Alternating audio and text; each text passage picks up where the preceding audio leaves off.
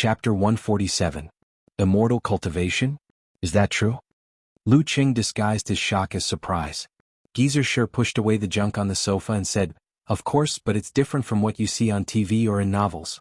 It's not as scary as in myths and legends. Hee, most of those myths and legends belong to top physical invulnerability experts or forbidden mighty ones." I see. Lu Qing took the opportunity to ask about his doubts. What's the difference? In the beginning they were also a part of the martial artists. But because of their different starting points, they had a different understanding of the body, the spirit, and the illusory soul and embarked on a different path. Alas, in the end they still couldn't break through the shackles. Why are you asking so many questions? Geezer sure said impatiently, "Give me your right hand." I'm just curious. Lu Qing smiled awkwardly and slowly raised his right hand. Geezer sure extended 3 fingers and placed them on his pulse. His half-closed eyes glowed with a faint blue light. He then pinched the wound and said, "Fortunately you can't be a one-armed hero. You don't even need acupuncture. Take this ointment and apply it.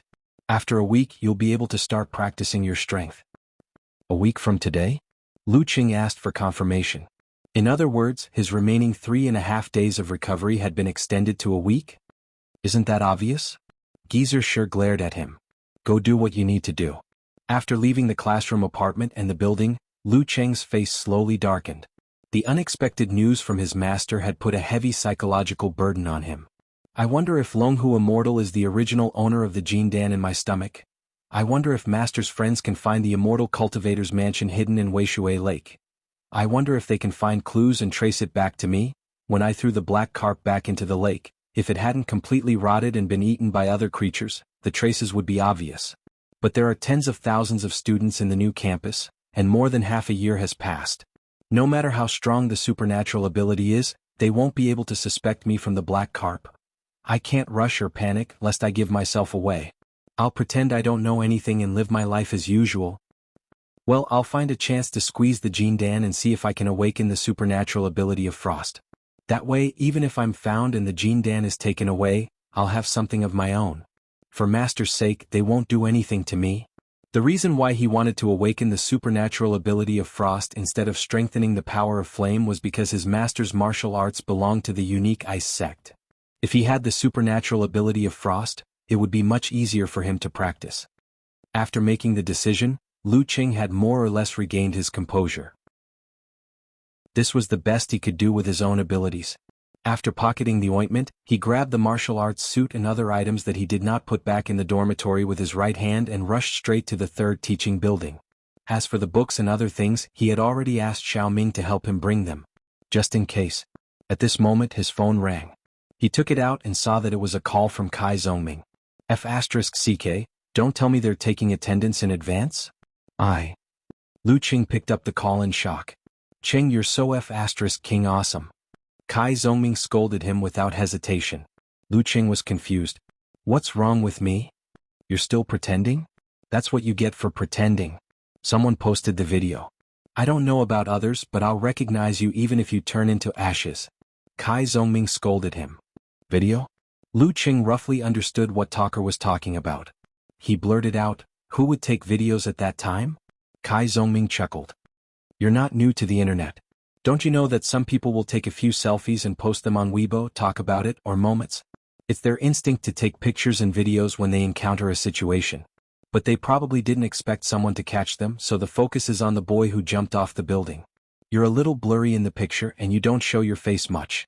People who aren't familiar with you probably won't recognize you.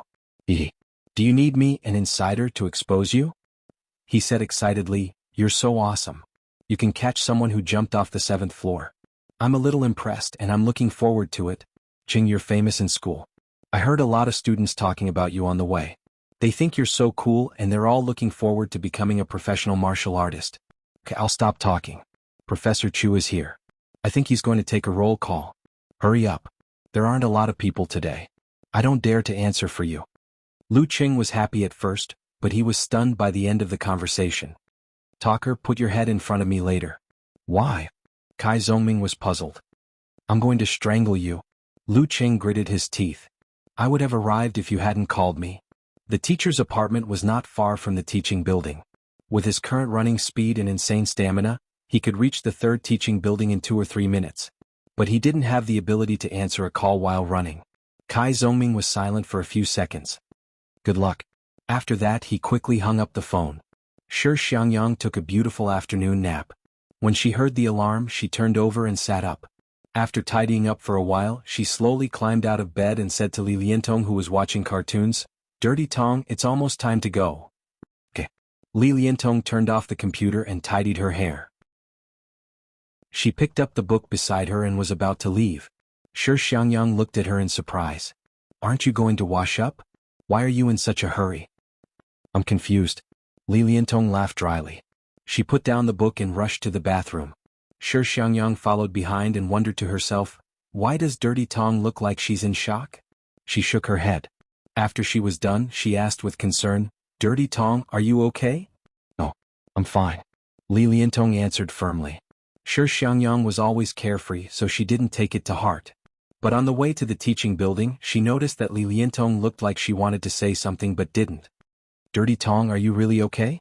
Shi Xiangyang felt that if she could be so sure that there was something wrong with Dirty Tong, then there must be something wrong. Li Liantong opened her mouth and sighed. "You'll know in a while." "Know in a while?"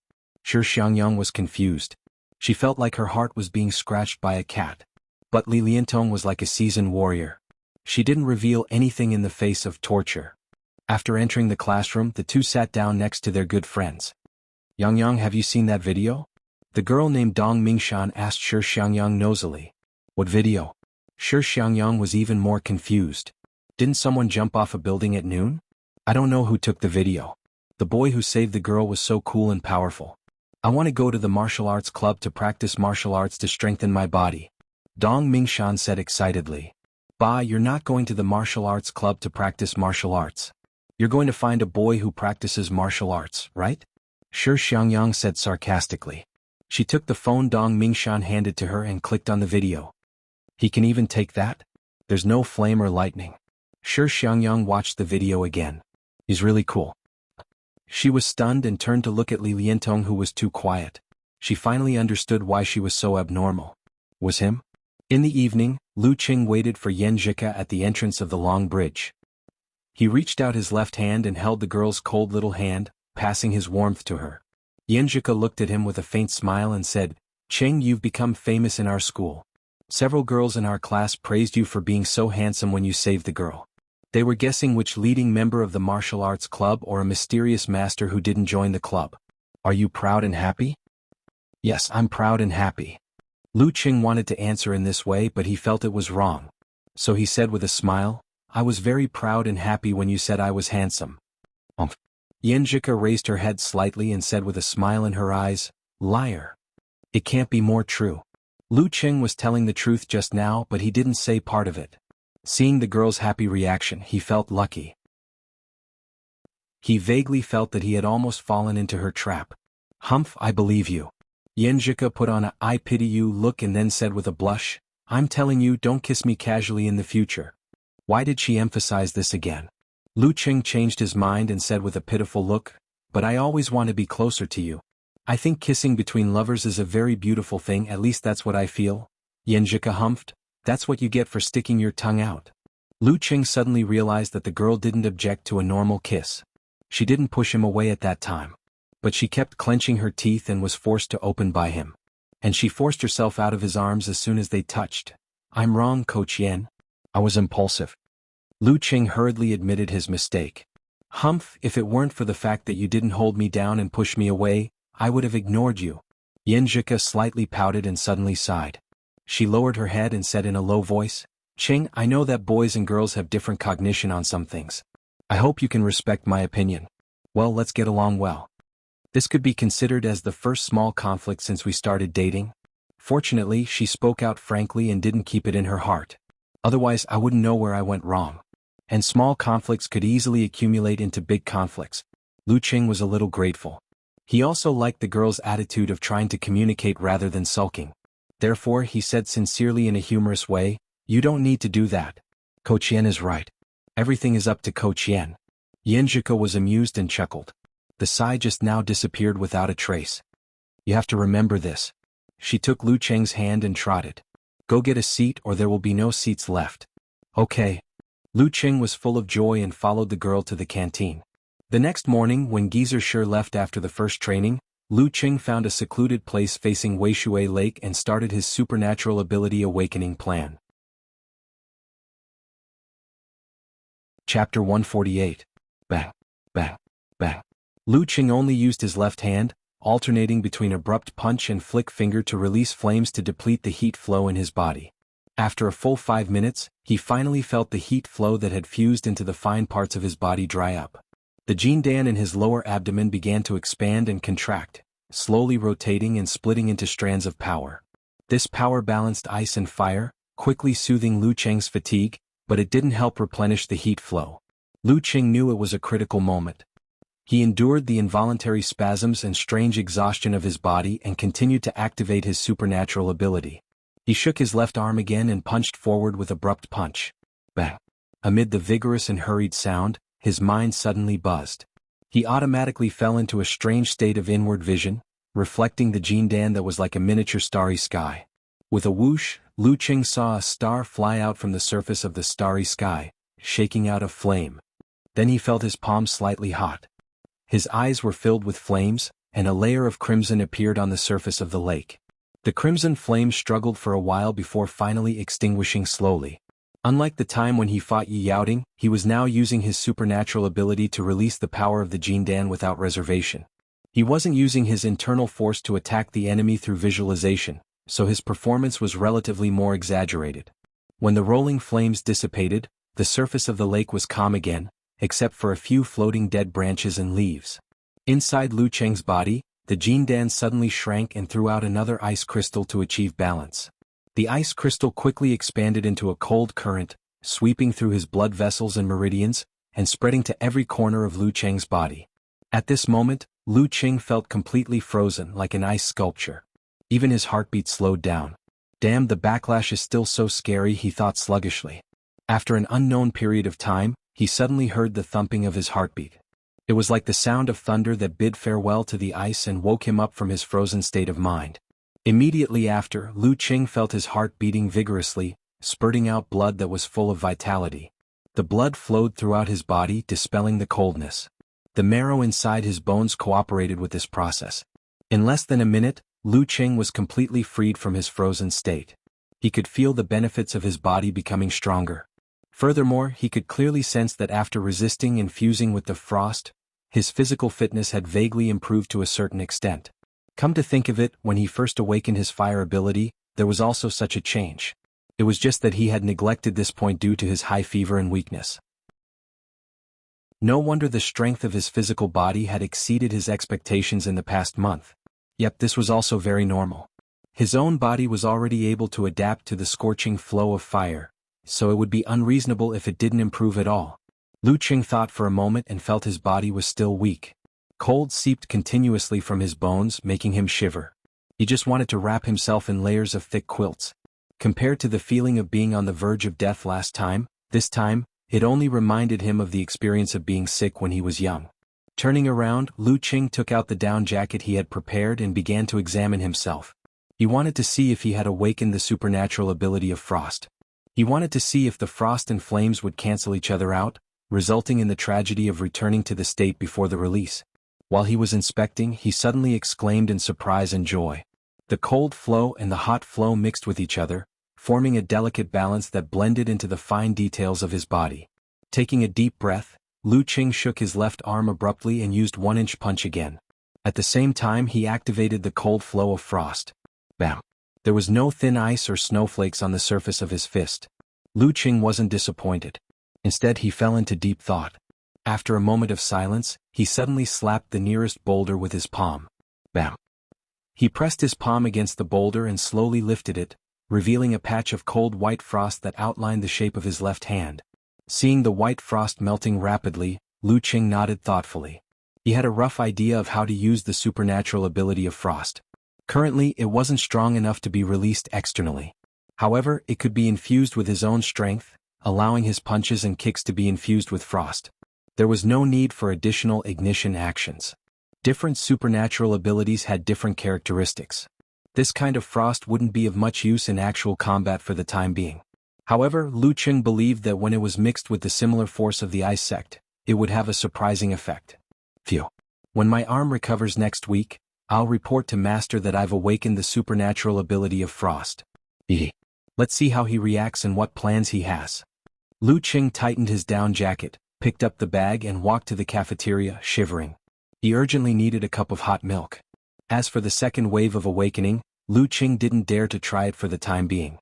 So far, it had only affected the surface of the Jindan. If he lost control again, it was very likely that it would affect the insides of the Jindan. The power and backlash would be far greater than before. It was better to wait until his body reached a certain limit and his martial arts level stepped into the Danchi stage before making a decision. In the cafeteria, Lu Qing carried the hot porridge, steamed buns, eggs, and milk to the table where he and Yanjika usually ate together. Their backs were against the supporting pillars, creating a relatively quiet environment with few people. He put down the plate and took a sip of the milk.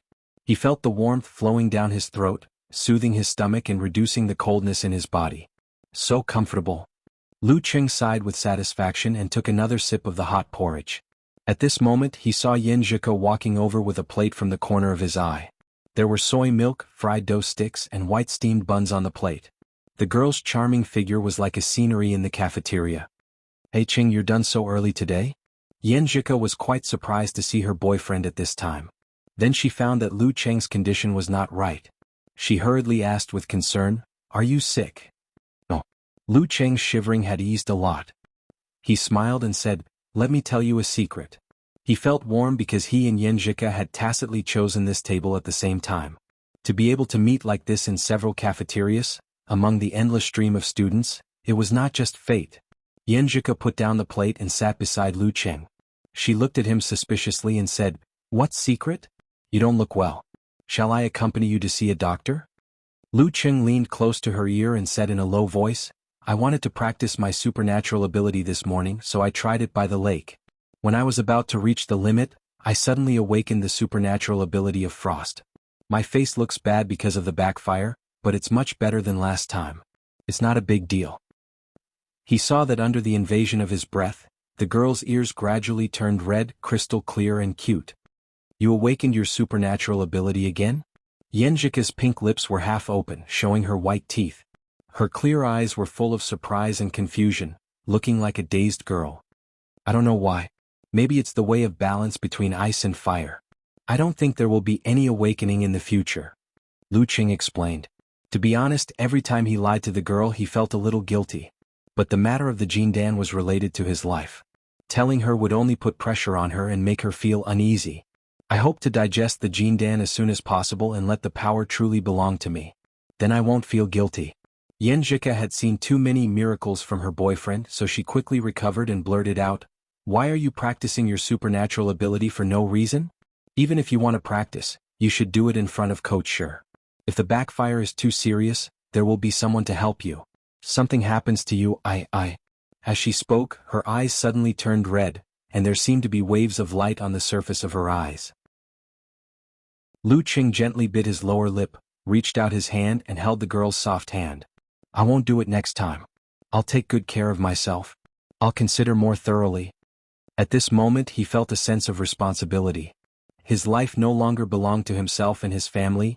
Yanjika took a breath, suddenly shook off his hand and hummed, "Do you want to freeze me to death? Your hand is so cold." "It's the residue of the supernatural ability of frost. It can help you relieve the heat in summer." Lu Qing smiled fawningly. Yanjika calmed down, raised her eyebrows slightly and asked curiously, "You don't need to light the fire?" "I don't need the supernatural ability of frost. Wherever I want to be cold, it'll be cold," Lu Qing said with a little pride. Yanjika pushed the freshly made hot soy milk to him, pursed her lips and smiled. "Then you can cool it down. It's too hot. I can't eat it." "Okay."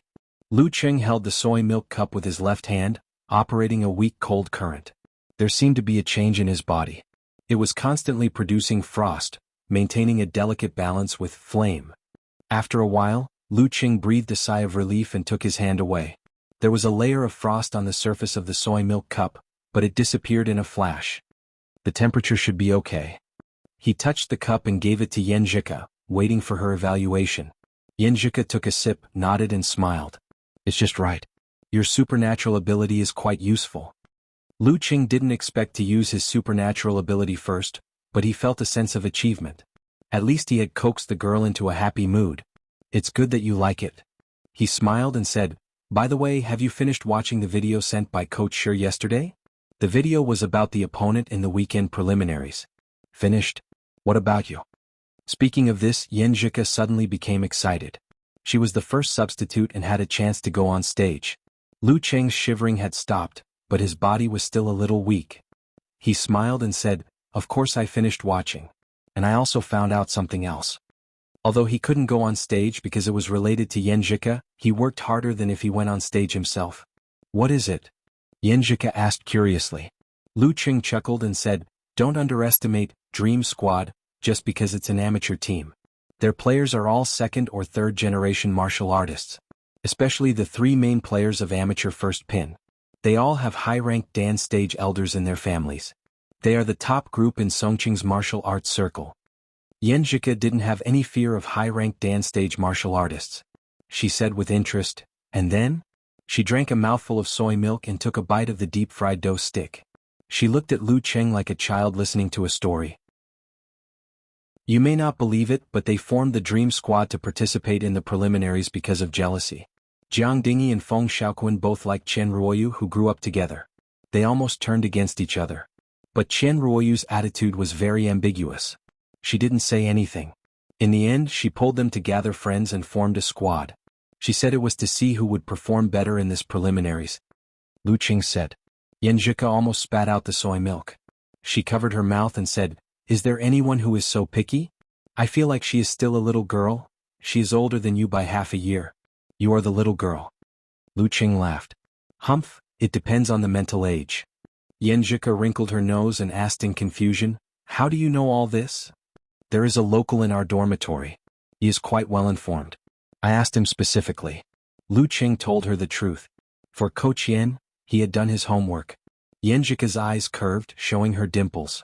She looked to the side and said, at least you didn't forget me. Lu Qing finished the steamed bun quickly and drank the milk. He continued, Chen Ruoyu's family's martial arts originated from Tai Chi, which is similar to your grandfather's. Jiang Dingy's grandfather is famous for his knife skills. But because weapons are not allowed in the challenge tournament, he created a martial art that uses the knife skills in the palm. Feng Xiaoquan is good at the tiger and crane double form and the modern blast punch. I watched the videos and thought I could imitate them. I will talk to Coach Shi during this time. I will be your sparring partner for half an hour at the end of the special training every day so that you can get used to their fighting style. Yan Zhika puffed up her cheeks and looked to the side with a blush. Okay. She didn't object to the sparring partner during the daily special training. They talked and ate breakfast and gradually came to an end. Suddenly Yan Zhika looked at the big clock in the cafeteria and exclaimed, it's almost 8 o'clock. We are going to be late. Yeah. Lu Qing followed her gaze and saw that it was already 7:54. Yan Zhika was so angry that she pinched him gently. It's all your fault.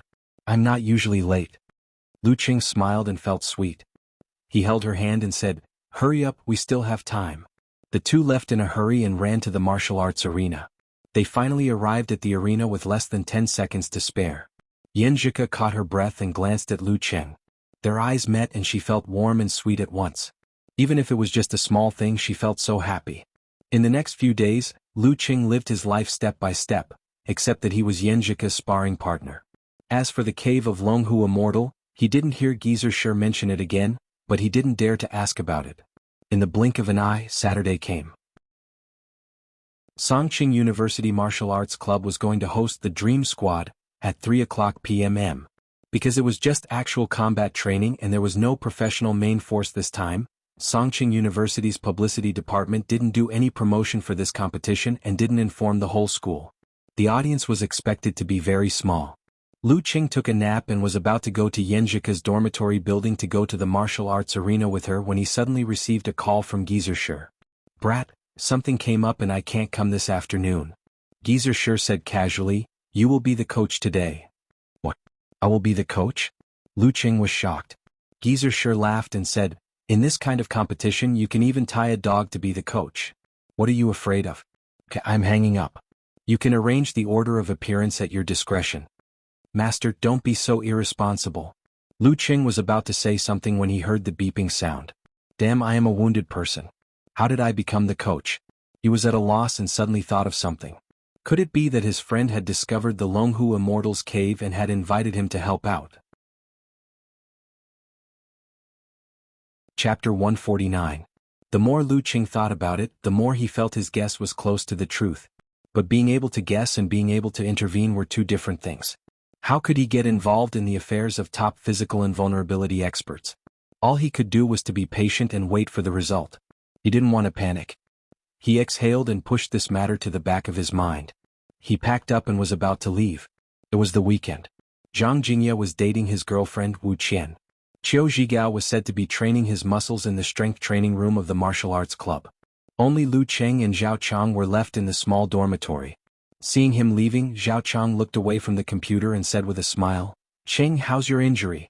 Can you fight?" "I can't even do recovery exercises, let alone fight." Lu Cheng smiled bitterly. "That's because you need to save people. You're Superman Cheng in our dormitory." Zhao Chang joked. "Since you can't fight, I won't watch the game. It's boring." Lu Cheng wasn't surprised at all. It was an amateur competition without much publicity. It would be strange if it could arouse people's interest. But it was good. With few spectators, senior brother Li Mao wouldn't be so nervous. "Well, you can be a real fan." Lu Cheng joked and walked out of the small dormitory with his bag. After the cold current backfire, he realized that he lacked a thermos. Usually, he would drink water from the water dispenser with a paper cup when he was in the martial arts club or the teaching building. But when he returned to the dormitory, he only had an open ceramic cup. In Yenjika's words, he lived too coarsely and deserved to be called a coarse man. "Hey Ching, you're early." Kai Zongming just came out of the bathroom. "It's late. I have to pick up my girlfriend." Lu Ching smiled. Kai Zongming twitched his mouth. "Hey, you're calling her your girlfriend?" "I learned it from you." Lu Ching answered with a smile. Kai Zongming said disdainfully, "I understand now. You're setting off early so that you can take the opportunity to be lovey-dovey for a while. Sai, back in the days when we were paired up, we went in and out together and ate together. Now those guys are saying that I was abandoned." Lu Cheng couldn't help but laugh at little Ming's self-deprecation. "I can't help it. I choose my girlfriend over my friends." He said it with unusual pride, without the slightest bit of shame. Kai Zongming was so embarrassed that he couldn't refute. He said, "Cheng, you've become more thick-skinned since you got a girlfriend. I'll come to the martial arts club to cheer for you. After all, I'm a member of the special training." "By the way, Talker, how's your special training?" Lu Cheng asked casually. Kai Zongming had a look of, "I really want to hit you" on his face. "Cheng, we're all members of the special training team. We train together every day." "You didn't ask me until today. Don't you feel guilty?" "Guilty conscience." Lu Cheng replied with a hollow laugh. Kai Zongming put on a proud expression and said, "After 10 days of special training, I feel like I've returned to my peak state. Plus, you've stimulated me so I've calmed down and touched the threshold of meditation. In 1 or 2 months, I'll probably be able to control the concealment of spirit and chi and master 24 blizzard strikes. By summer vacation, maybe I'll be able to reach the 3rd pin of the amateur level and return to my hometown to show off." "Not bad. Maybe you'll be a substitute next semester." Lu Cheng looked at the time on his phone. "I'm leaving. See you later." Kai Zongming heard his perfunctory farewell and said angrily, "See you my ass." In the female dormitory, Yenjika changed into her martial arts suit. She didn't have to go to the male locker room. Although there was a shower stall, it would make a girl feel uncomfortable. The female locker room was given to the visiting team. Seeing her ready, Zhong Yenru asked curiously, "Ku, is your boyfriend coming today?" Li Liantong and Shi Xiangyang, who were playing games and watching movies, stopped at the same time and pricked up their ears. "How is that possible? The injury on his arm hasn't healed yet." Yenjika answered without much care. Li Liantong blurted out, "Did he hurt himself again that day when he was saving someone?" Yenjika was stunned. Her beautiful black eyebrows slightly wrinkled. "You all know?" Li Liantong and Shi Xiangyang looked at each other and said angrily, "We're not blind. We just met at noon that day. How could we not recognize the person in the video? We just wanted to see when you would tell us the truth. But in the end, you didn't even mention it for a whole week." "You didn't talk about this topic, so I didn't have a chance to mention it," Yenjika said with a slight grievance. She couldn't just show off how awesome her boyfriend was, right? That wouldn't be good. "I think you don't have time." You give him all your free time. When you're back in the dormitory, you're still chatting with your phone. You can't wait to be with him 24 hours a day. Li Liantong laughed. Ku, you have to hold on. Don't lose your virginity too quickly. For guys, the easier it is to get, the less they will cherish it. Bah? I don't talk to dirty people. Yenjika laughed and scolded. Thinking back, it seemed to be true. But she didn't resist at all. Instead, she felt sweet. Plus, she had to do martial arts special training every day. She had to attend classes and do homework seriously. The time she had to spend with Cheng was actually very little. She had to squeeze out some free time, so she subconsciously cherished it. Shi Xiangyang interrupted. Ku, since your boyfriend and Lin Ke are both injured, will you fight today? It depends on the condition of the other senior brothers and sisters. I have a chance. Yenjika chose her words carefully so as not to curse Li Mao and the others. Zhong Yenru immediately said happily, then we'll go to the martial arts club later and cheer for you. Maybe you'll fight? Li Liantong and Shi Xiangyang both agreed and fantasized about Yenjika's heroine appearance. After chatting with her roommates for a while, Yenjika saw a message from Lu Qing saying that he had arrived. She quickly packed her things and hurried out. A perfect match. Looking at her back, Li Liantong sighed with emotion. Zhong Yenru joked. Dirty Tong, that's not what you said before. Isn't that because I don't know him well enough? Li Liantong said shamelessly. He has such a level of martial arts at such a young age. His future is really limitless. Also, he has a good personality and is even better to his girlfriend. I agree with him dating Ku with both hands and feet. Outside the third dormitory building, Lu Qing saw the girl walking out briskly. A smile unconsciously appeared on his face. He walked up to her, took the bag and held her delicate hand. The whole process was done in one go. He had been trained for a long time. Yenjika looked at him with a smile. Qing, Dirty Tong and the others recognized that the boy who saved her was you. They seemed to worship you a little. Why does this sound a little strange? Lu Qing smiled cautiously. That's because they haven't seen much of the world. After saying that, he quickly changed the topic. Coach sure has something to do and can't come this afternoon. He asked me to arrange the match for him. Ah. Yenjika opened her mouth slightly. She seemed to be at a loss and didn't understand what had happened. After dozens of seconds, she couldn't help but laugh. Coach sure is so capricious. Qing, you're the real Coach Lu. Not the real one. I still have a grand coach above me. Lu Qing laughed. As for who it was, it definitely wasn't Coach Shi. Yenjika turned her head and coughed twice. She pretended to be serious. Then what do you plan to do? I've thought about it. If Senior Li Mao is the last to fight, he will be more nervous. He will feel that he is responsible for the success or failure of the martial arts club. But if he is the first to fight, he will most likely want to make a good start. So I put him second. This way the pressure will be the least. Lu Qing explained his thoughts. At the same time, he was glad that he had carefully studied the videos of Dream Squad for the girl. He wouldn't just shake his head and say that he didn't know anything about the enemy. Not bad. It's the same as what I thought. Yenjika praised. Lu Qing took the opportunity to laugh and said, this is called telepathy. Bah. Yenjika pursed her lips and raised her head to show her disdain. It was still early. The two of them walked slowly and took the opportunity to talk about their opponents. When they were about to reach the martial arts arena, Lu Qing suddenly exclaimed, there are quite a lot of people today. The number of students coming from all directions was much more than what he had expected. Yenjika also didn't understand. She laughed and said, did the publicity department promote it again? The two of them looked at each other blankly and walked into the arena hand in hand. They saw that the audience seats on both sides were sparsely filled with people. There are about 1,000 people here? Lu Qing sighed. It was definitely not comparable to the university martial arts competition, but it was enough to support a competition.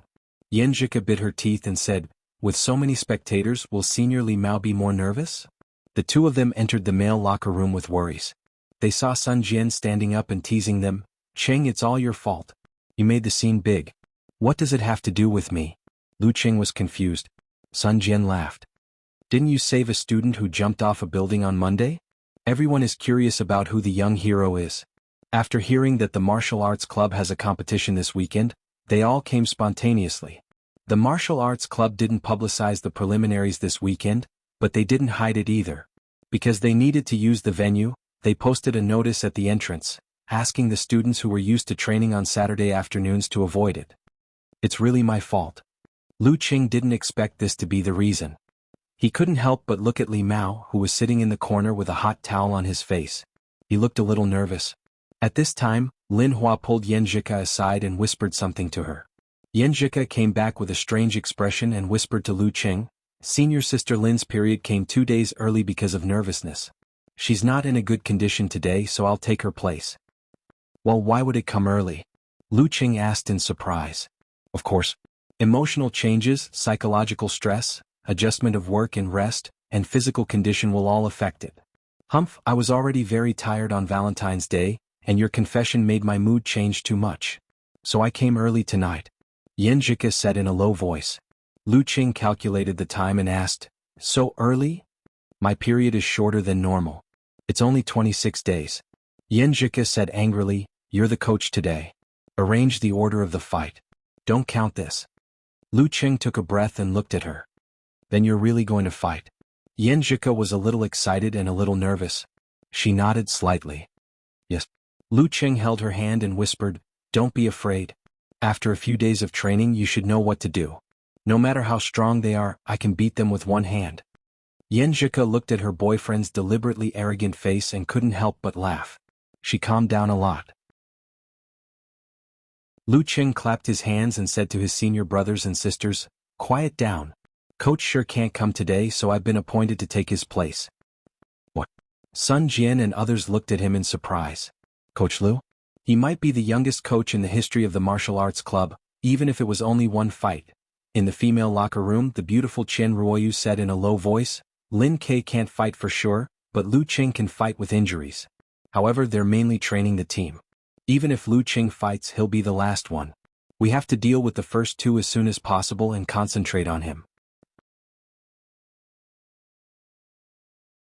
Chapter 150. Hearing Chen Ruoyu's arrangement, Yu Qiao interrupted in surprise, "Isn't Songqing University's Lu Qing known for his unlimited stamina? If we can't win, we can't win even if we take turns." Before he could finish his words, he was stared at by 4 fierce eyes. His voice became smaller and finally stopped abruptly. The 4 eyes were from Jiang Dingy and Feng Xiaoquan, who were sitting on either side of Chen Ruoyu. Damn it, what was wrong with my brain? Why did I get involved when they were fighting for a woman? What a waste of time and life. Yu Qiao didn't have the guts to scold the 2 flower protectors, so he could only complain about himself. He had just turned 22 and was of amateur first pin. His father was the junior brother of Chen Ruoyu's father. He wasn't a bad person, but he didn't have a good character. He had joined the team at Chen Ruoyu's invitation because he was interested in the gossip. Now he regretted it so much that his intestines turned green. Chen Ruoyu explained seriously with a serious face, "I've consulted the elders in my family. They all agreed that Lu Qing can only do recovery training in these 2 days. If we force him to fight, there will be a lot of flaws on his right side. We can target him repeatedly, so it's not impossible." "Well, junior sister is right. I didn't think clearly." While Yu Qiao answered sincerely, he silently said, "A wise man submits to circumstances." To be honest, his junior sister was pretty and had a good character. She was just a little spoiled. Sometimes she was too greedy, and sometimes she liked to pretend to be an adult. Seeing that senior brother Yu was convinced by her, Chen Ruoyu beamed with joy, showing the youth and naivety of an 18 or 19-year-old girl. She looked around and said, "So, our vanguard must be the type who is good at ending the battle quickly." Hearing this, Feng Xiaoquan volunteered, "Everyone has seen how good my tiger and crane double form is. I won't give them a chance to wander around and fight." He had a good appearance, but his slightly hooked nose showed a bit of arrogance and frivolity. Before Chen Ruoyu could answer, Jiang Dingy retorted, "You think you can end the battle quickly if you don't wander around and fight? The gap between amateur first pin and second pin isn't that big. 24 blizzard strikes isn't a piece of scrap metal. Ruoyu, let me do it. I'm tall and strong. As long as I can seize the opportunity to force them into a head-on fight, the earth-shattering palm will definitely be able to end the battle quickly." He was close to 1.9 meters tall, and his muscles were firm like half an iron pillar. His personality was considered steady and he was dependable. It was just that he was rather stuffy and did not speak much. With a swoosh, Feng Xiaoquan stood up and sneered, "In the previous few matches, when did you end them quickly? It's more likely that he'll be dealt with quickly." Due to the care given by the organizing committee intentionally or unintentionally, their opponents in the first 2 matches were not strong, which was a process for them to accumulate confidence and improve their strength. But no matter how much care was given, they still encountered a professional ninth pin in the second match. Jianghu tried to exhaust his opponent with brute force, but his opponent seized the opportunity and finished him off. Hearing Feng Xiaoquan's ridicule, Jianghu also stood up and stared at him. Didn't you lose in the end? Seeing that the two boys were about to have an internal conflict, Qian Ruoyu stepped in between them and covered her head.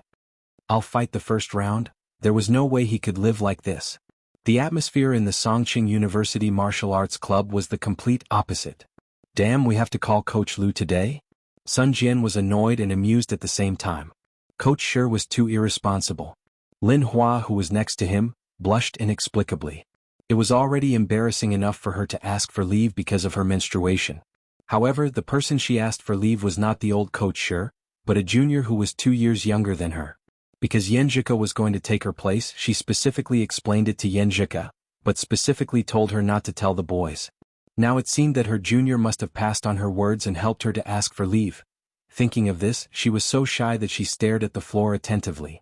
Li Mao took off the hot towel on his face and said in surprise, Coach Shi left just like that? Did he really not care about the result of this match at all? Yeah, anyway, it's a match for us to accumulate actual combat experience. It doesn't matter who is the coach. We can even tie a dog. Lu Qing deliberately made fun of himself to help Li Mao relax. Everyone burst into laughter and Yanjika even hit Lu Qing. When Li Mao saw that no one was paying much attention to him, he heaved a sigh of relief. His body was no longer as tense. Lu Qing was about to arrange the order of appearance when the locker room door behind him was suddenly pushed open. Lin Kei walked in wearing a dark sweater. Lin Kei, why are you here? Sun Jian asked in surprise. Lin Kei said calmly, don't we have a match today?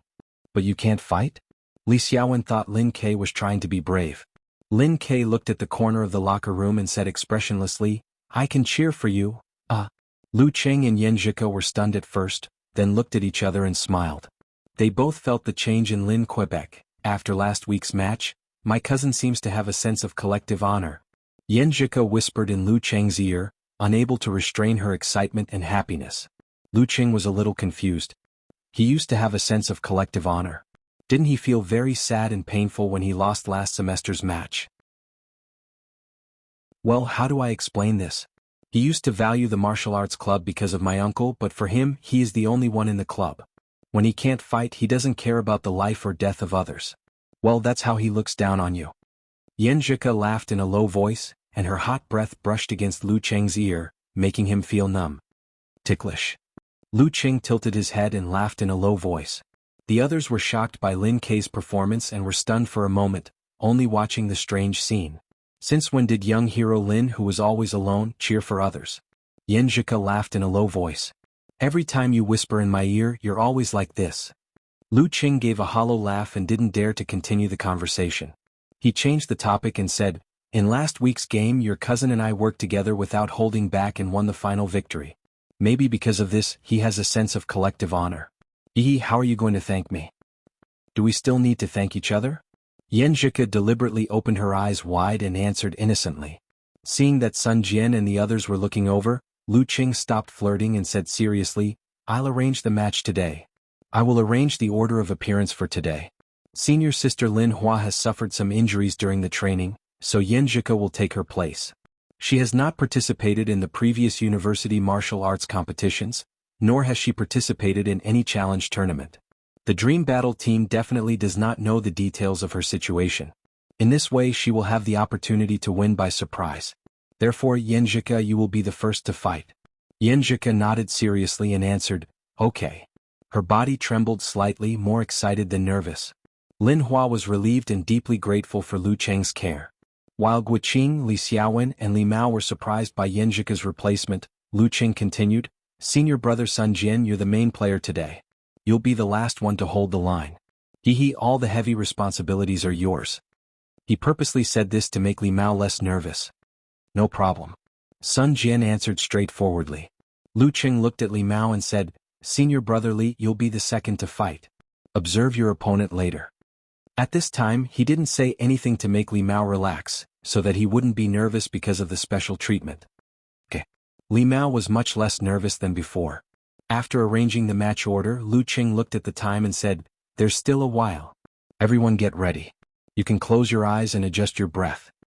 His master had already told him about the opponent's situation in the morning. He would combine the specific match order of the opponent and give him a secret instruction later. Just as Lu Qing finished speaking, Yan Zhika picked up the bag and said hurriedly, "Senior Sister Lin Qing, help me tie my hair up." In less important matches where they were confident in themselves, female martial artists usually tied their hair up in a ponytail before going on stage. But in reality, their best choice was to wear their hair short or tied up in a bun. This was to prevent their hair from affecting their body in an intense battle or to be targeted by their enemies. Yan Zhika came from a family of martial arts. Since she was prepared for the possible fight today, she had brought all the necessary items. Under the guidance of the principle of convenience, not beauty, and with the help of Lin Hua and Guqin, she quickly tied her hair up and stood in front of Lu Qing. The girl's neck was white and slender with beautiful lines. She looked more mature with her hair tied up. Lu Qing couldn't help but praise her in a low voice, "So beautiful." Yan Zhika's facial features were more delicate and her temperament was more gentle. But with her hair tied up, she gave people a feeling of bright eyes and white teeth. "Am I not beautiful most of the time?"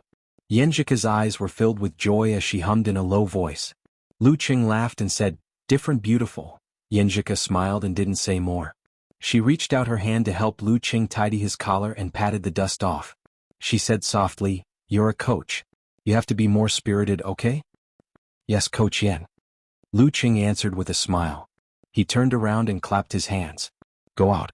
There's not a big gap between amateur fighters of first pin and second pin." After saying that, he walked towards Lin Kei, who was by the door. He smiled and extended his fist. Lin Kei was stunned. In the end, he clenched his fist and bumped it with Lu Qing's. He said softly, "All the best." The audience in the martial arts arena was obviously not organized. When they saw the home team coming out, they started cheering for them sparsely. Li Liantong took advantage of the fact that no one here knew her. She waved her hands at Yan Zhika like a madwoman, venting her accumulated pressure. When she saw them approaching the home team seats, she said in surprise, "Cabbage, Ruru, they don't seem to have a coach?" Her impression of the martial arts club's coach was a white-haired old man. Zhong Yinru stretched her neck and looked over. Suddenly she was stunned. "Lu Qing is sitting in the coach's seat." "What? He's the coach today?" Li Liantong and Shi Xiangyang were shocked. At the Dream Squad seating area, Qian Ruoyu pouted slightly and said unhappily, "Songqing University Martial Arts Club is looking down on us?" Their elders had repeatedly emphasized that the coach of Songqing University Martial Arts Club had a strong background and powerful strength. They also told them not to create trouble. If they were a dragon, they should coil up. If they were a tiger, they should lie down. In the end, the coach didn't even come and let that Lu Qing be the coach. They really think we're kids. Humph, we have to teach them a lesson. Feng Xiaoquan and Jiang Dingy also felt that they were being looked down on. Their expressions were full of fighting spirit. Chapter 151. As a formal selection match, even if they were only qualified to record the match and didn't even have the chance to make a backup broadcast, the big screens in the martial arts arena lit up one after another, allowing the audience to clearly see the arena from all angles, as well as the seats of the host and away teams near the arena. "Hey, where's the coach of our martial arts club? I remember that he's an old man. The one sitting in the coach's seat seems to be a student. No way, could it be that the coach has changed? When I passed by yesterday, I saw the former coach. Look carefully, I feel that the student coach looks a little familiar." The audience was noisy and bustling, but none of it entered Lu Qing's ears. He was listening to Li Xiaowen's report on the opponent's members and order of appearance. Qian Ruoyu first, Feng Xiaoquan second, Jiang Dingy third. Lu Qing muttered thoughtfully and felt a little relieved in his heart. Although there was no difference between men and women in martial arts competitions, and it was normal to have contact with fists and feet, and he himself could understand and accept it, he still felt a little uncomfortable when he thought that Yan Zhika would hold the opponent's wrist or be held by the opponent when using listening skill. It couldn't be better that her first opponent was a girl. When this match was over, the following opponents wouldn't dare to give her the chance to use listening skill. It was okay to attack the opponent's vital points in a martial arts competition, but one shouldn't deliberately take advantage of the opponent. That would be ostracized by the whole circle, which would tarnish the image of a martial artist. While thinking, Lu Qing pulled Yan Zhika over and said with a smile, "Do you want to win quickly or do you want to train your actual combat ability?" Feeling her boyfriend's confident attitude, Yenjika's slightly trembling body calmed down. She smiled and said, "How do you want to win quickly? How do you want to train your actual combat ability? You've seen the video of Chen Ruoyu's previous matches, and we've also discussed it. She doesn't lack actual combat experience, but either she wins smoothly or loses cleanly. She hasn't encountered any unexpected situations. As long as you can surprise her, she will most likely make mistakes." Lu Qing coughed and gave instructions in the manner of a coach.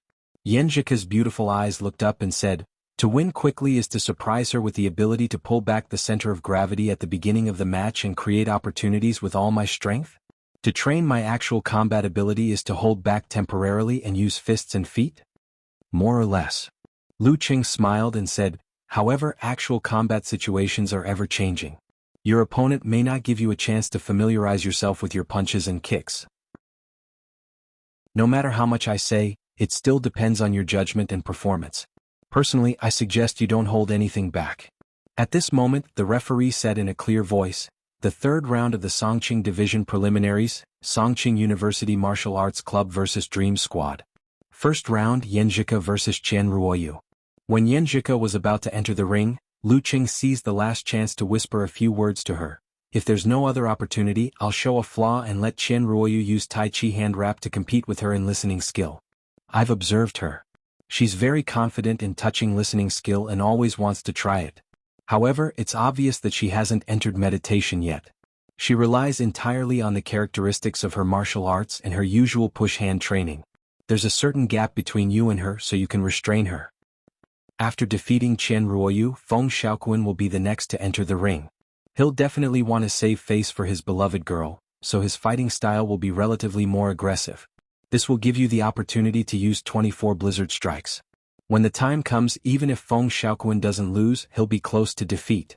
This will give Senior Li Mao the best opportunity to enter the battle. Yenjika listened carefully, her eyes flashing as if digesting. Although she came from a family of scholars and her accumulation of knowledge was far better than Lu Cheng's, and she was always good at analyzing matches and giving suggestions, it was all just theory. When it was her turn, she still felt a little guilty and didn't dare to believe her own judgment and preparation. Her mind was in a mess.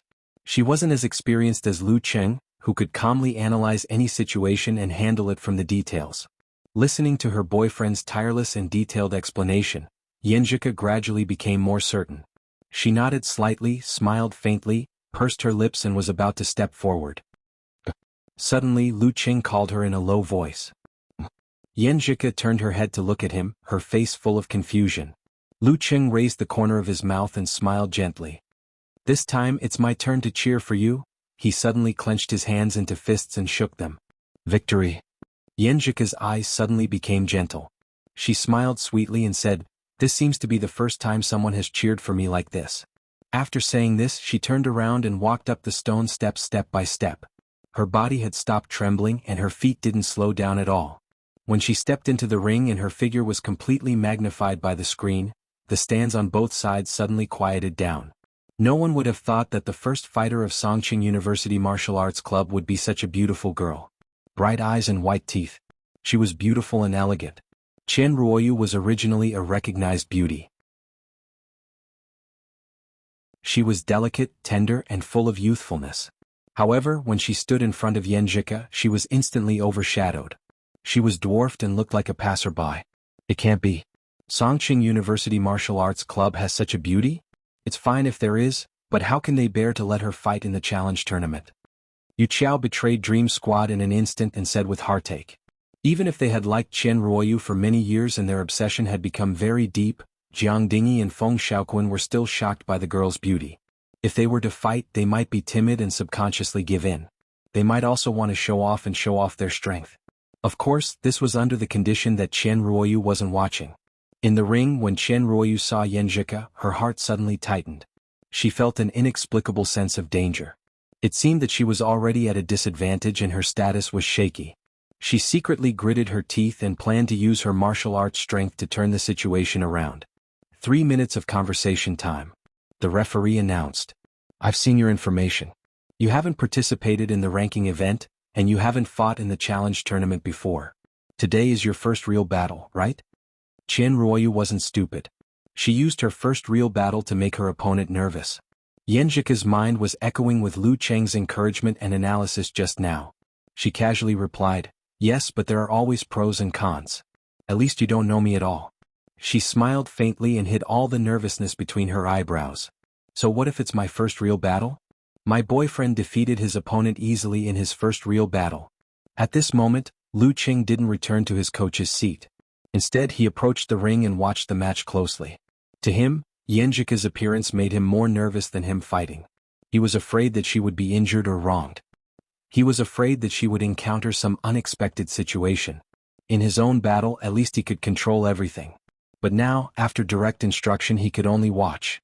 The rest would depend on Yenjika's improvisation. And how she would perform on the spot was completely unknown. Lu Cheng hid his nervousness and looked as calm as ice. He crossed his arms in front of his chest and stood beside the ring, watching quietly. "Wow, that coach is so cool. You're still in the mood to watch the coach?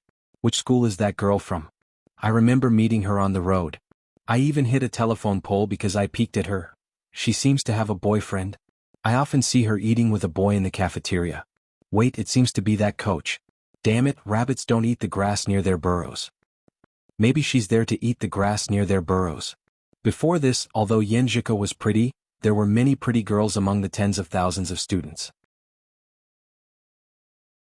There were also quite a few who were not worse than her. She had never hosted a party to welcome freshmen and had never done anything in the limelight. So, not everyone knew about her. Only those in the same school, the martial arts club, and her roommates knew about her. As for the others, they would only take a few glances when they met on the road. But soon they would forget about her because of their studies and games. Lu Cheng even knows how to pose and act cool. Li Liantong snickered and said to Shi Xiangyang. Shi Xiangyang guessed, "I think he's just nervous about Ko. He's full of boyfriend power." In the midst of everyone's discussion, the 3 minutes of conversation came to an end. Qian Ruoyu tried her best but failed to affect Yenjika's mood. Instead, she was irritated by the way Yenjika looked at her as if she had dropped out of school. She planned to teach her opponent a lesson. Yenjika didn't know what Qian Ruoyu was thinking. The reason why she kept looking at her was because she thought of the melodramatic emotional entanglement between her and the two boys. She wanted to see what the parties involved were like. "Begin." The referee waved his right hand. Yenjika had made up her mind to hold back and familiarize herself with her moves so that she could adapt to the real battle as soon as possible. Therefore, after a few steps, she twisted her waist and back and directly launched a mountain blast punch.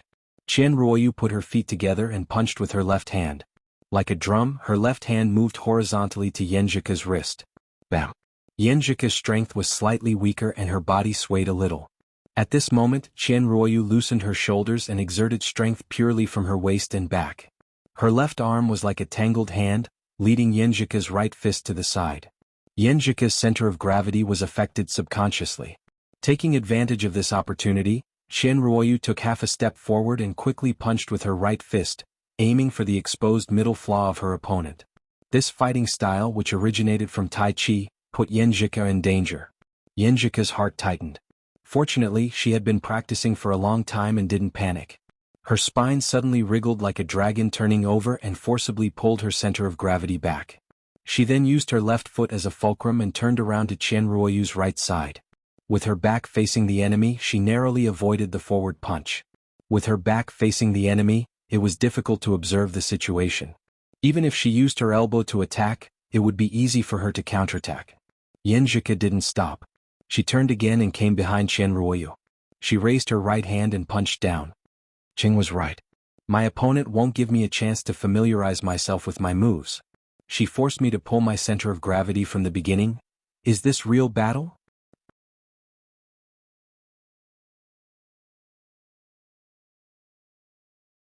Chapter 152. Qian Ruoyu was quite shocked when Yenjika forcibly pulled back her center of gravity and circled to her right. She didn't expect Songqing University Martial Arts Club to have a secret weapon after injuring Lin Kei and Lu Cheng. A secret weapon that had reached the initial level of meditation and a secret weapon that could control the details of the body to a certain extent. This was really a configuration for the final round of the university martial arts competition. Fortunately, she was also a martial artist who had experienced many actual battles. Although she was shocked, she did not panic. In a situation where she could not withdraw her right fist in time, she directly tightened the muscles on her right thigh and threw out a side kick, fast and ruthless. However, Yenjika didn't stop. She circled to her back, and just when she withdrew her right leg and couldn't exert force. Damn it. She didn't look like she didn't have actual combat experience.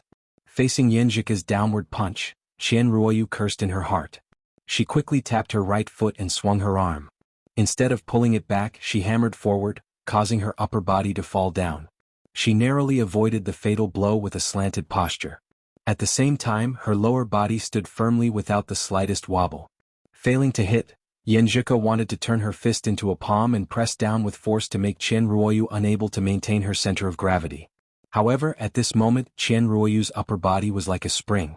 She suddenly pulled back and leaned back, avoiding Yenjika's right palm. Her left arm was already bent, and what followed was a vicious elbow strike. Yenjika raised her left hand and blocked her elbow in time. Then she felt the strength of this strike was quite strong. She didn't dare to be careless and withdrew her palm to reduce the force. In a split second, Qian Ruoyu used the blocked elbow as a fulcrum and threw out her forearm with a clenched fist towards Yenjika's lower abdomen. Tilting punch. Lifting palm. Impossible to guard against. Yenjika had watched many of her opponent's competition videos and was familiar with her fighting style. But this was the first time she encountered a real fight. Although she wasn't nervous, her mind was still a little muddled. She couldn't quickly turn her accumulated knowledge into on-the-spot judgment. She couldn't make the correct response in time to the pull and the tilt just now. Fortunately, her choice wasn't completely wrong. When she withdrew her left palm holding Qian Ruoyu's elbow, she drew a small arc, flipped it up, and then shook it. Together with the push of her right palm, she threw her enemy one step forward. As the distance between the two of them increased, Qian Ruoyu's punch hit nothing but air. She simply went along with the force of the throw and took a few steps forward, taking advantage of the momentum to turn around, returning the situation to the confrontation before the official start of the competition. Yenjika recalled the previous scenes in her mind. She realized that she lacked actual combat experience and had made many mistakes in judgment. If she hadn't been cautious enough, she would have been defeated. Until now, she finally understood why Lu Cheng had suggested that they not hold back and go all out with her as the leader. Because this was the only way to avoid making mistakes to the greatest extent. If you don't listen to the words of the old man, you'll be at a disadvantage. However, if he didn't experience it for himself, he wouldn't be able to understand the insight contained in these words. She took a light breath and felt that she had completely entered the competition state. Her mind was clear again and she was no longer nervous and confused. Since he understood, he would listen to Coach Lu. She pounced forward, took a step forward, and took the initiative to attack. Seeing that Yenjika had narrowly avoided the punch, Lu Cheng was relieved. From her last counterattack, he judged that she had truly adapted to the competition and had shed the inexperience of a rookie. Not losing in a dangerous situation. With this kind of experience, Ku's martial arts combat will be much easier in the future. Lu Cheng nodded with gratification. Even for himself, it was only when he fought with the Shaolin disciple Wu Shitong that he relied on the listening skill and had a similar experience. The audience in the stands applauded one after another, spontaneously cheering for Yenjika according to the name list on the big screen. They didn't expect that this girl, who looked elegant, gentle, light, and delicate, could perform so valiantly and heroically. Among the cheers of Go Yenjika, Li Liantong, Shi Xiangyang, and Zhong Yenru felt honored and shouted the most intensely. The reason why such an atmosphere was intoxicating was because when one was in it, one didn't have to consider the opinions of others. They could vent themselves to their heart's content, including happiness, pride, and the accumulated negative emotions. How come everyone in the Songqing University Martial Arts Club can enter meditation? Yu Qiao's eyes greedily followed the beautiful figure and couldn't help but sigh. The members of the Dream Squad were all extraordinary, but until now, only Jiang Dingy had entered the door of meditation. For a martial arts aristocratic family, meditation was not something that could be practiced at any time. If one was too young and had a pure heart, he or she would know almost nothing. If one tried to meditate, he or she would only fall asleep. As one grew older and had more contact with society, the information they received would be more varied, and it would be harder for them to conceal their spirit and qi. In other words, the most suitable age to practice meditation was between the ages of 10 to 22 or 23. In this, the spirit was closely related to the body. The stronger the body, the more vigorous the qi and blood, and the more energetic the spirit, the easier it was to enter meditation. Therefore, before a martial artist's body was fully developed and his qi and blood were vigorous to a certain extent, practicing meditation would only make one tired, slowed down, and weak. Without a certain level of talent, it was almost impossible to enter the door. Considering this, martial arts families arranged for their disciples to practice meditation between 17 or 22 years old. Some were even more extreme, requiring the body to reach the level of professional ninth pin. Jiang Dingy, Feng Xiaoquan, and Qian Ruoyu had only started to try it in the past year and a half. Feng Xiaoquan answered with slight worry, "Could it be that the coach of Songqing University has some secret method? Yanjika's meditation seems to have reached the initial level. Her ability should be more than that. If Ruoyu is careless, the result will be troublesome." Although that girl was pleasing to the eye, the one he cared about most was still Qian Ruoyu. There are tens of thousands of students in Songqing University. It's not difficult to find a few who have the talent to enter meditation. Jiang Dingyi sighed. Although there were high-ranked Dan stage fighters in his martial arts club, it would be good enough if he could pick one out of 100 disciples. After all, it was not some big sect or force. In the arena, Yanjika approached Qian Ruoyu and threw a seabed burst punch at her lower abdomen. During this process, she did some visualization and mixed a little of the meteor force into her fist, making it faster and faster. It tore the air and made an explosive sound. Her physical quality was not enough to complete the real meteor force. Bam! Qian Ruoyu lowered her body and hammered her left hand down fiercely, blocking Yanjika's burst punch. Bang! When the two collided, she was about to repeat the same trick and lead her opponent's fist away. Yanjika's body trembled. She took the opportunity to withdraw her fist and borrowed strength. She stretched out her left hand and grabbed Qian Ruoyu's shoulder quickly and fiercely. Brutal blizzard of 24 blizzard strikes. Qian Ruoyu was not surprised but happy. She pushed her feet inward and put strength in her waist and back. Her right shoulder loosened and moved forward. Just when her hand came into contact with Yanjika's palm, she suddenly tightened her shoulder. Before her opponent could grab her, she bounced and shook. Yanjika's left hand was immediately bounced away and slightly stopped in the air. Taking advantage of this opportunity, Qian Ruoyu shook her right arm and caught Yanjika's palm with Tai Chi hand wrap. Seeing this scene, Jiang Dingyi and Feng Xiaoquan immediately shouted "Good job," and couldn't wait to rush to the side of the field to applaud. But when they saw Lu Qing smiling and nodding opposite them, they suddenly realized something and hurriedly shouted, "Let go." At this moment, Qian Ruoyu could not hear the voices outside the arena. She held her opponent's slender fingers and pulled them down without hesitation. However, before she could exert her strength, Yanjika seemed to have anticipated it. Her left hand moved in the direction of her pulling and her body moved closer. Her right hand clenched into a fist and suddenly punched out, aiming for Qian Ruoyu's lower abdomen. Qian Ruoyu did not dare to be negligent. She temporarily stopped trying with her right hand and gathered her strength to pound her left fist like a drum. Bang! In the midst of the dull sound, Yanjika used her listening skill to pull back her left hand. Under Qian Ruoyu's subconscious grip, they pulled her forward with their combined strength. It was this movement that made Yanjika tighten her right thigh and hit Qian Ruoyu with her knee. Poof! Her knee hit Qian Ruoyu's lower abdomen, but she stopped in time and did not use her full strength. The referee beside them stopped his action and raised his right hand. First round, Yanjika wins. Yanjika withdrew her right leg and stood up straight again. For a moment she was still a little absent-minded. She won just like that? She had made several wrong judgments and was surrounded by dangers. After changing her fighting style according to her boyfriend's advice, she actually won so easily. Qian Ruoyu really liked to use Tai Chi hand wrap and to compete with others in listening skill. Qian Ruoyu was really too smooth.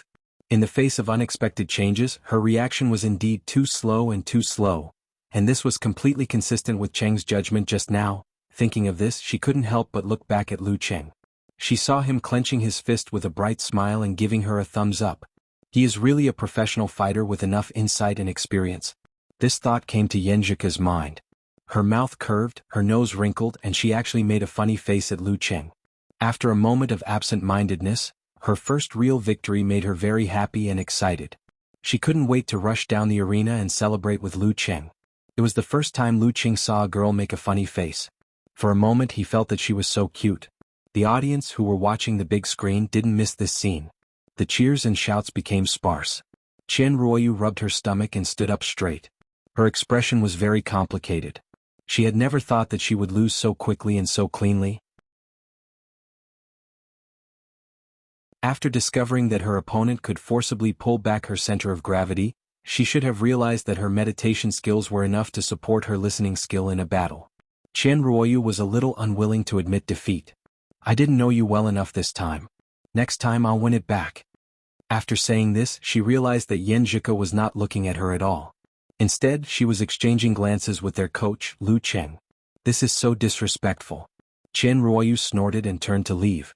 Feng Xiaoquan came up to her and patted her shoulder comfortingly. Yan Zhika turned back, her eyebrows relaxed.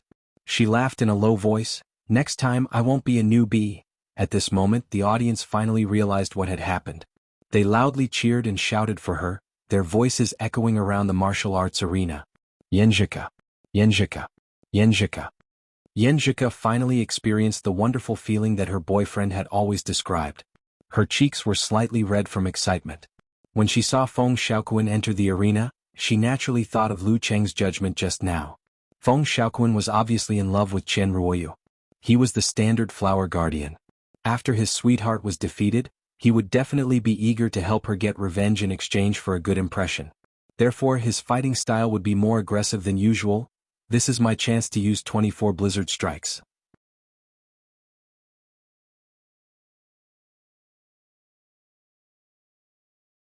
Chapter 153.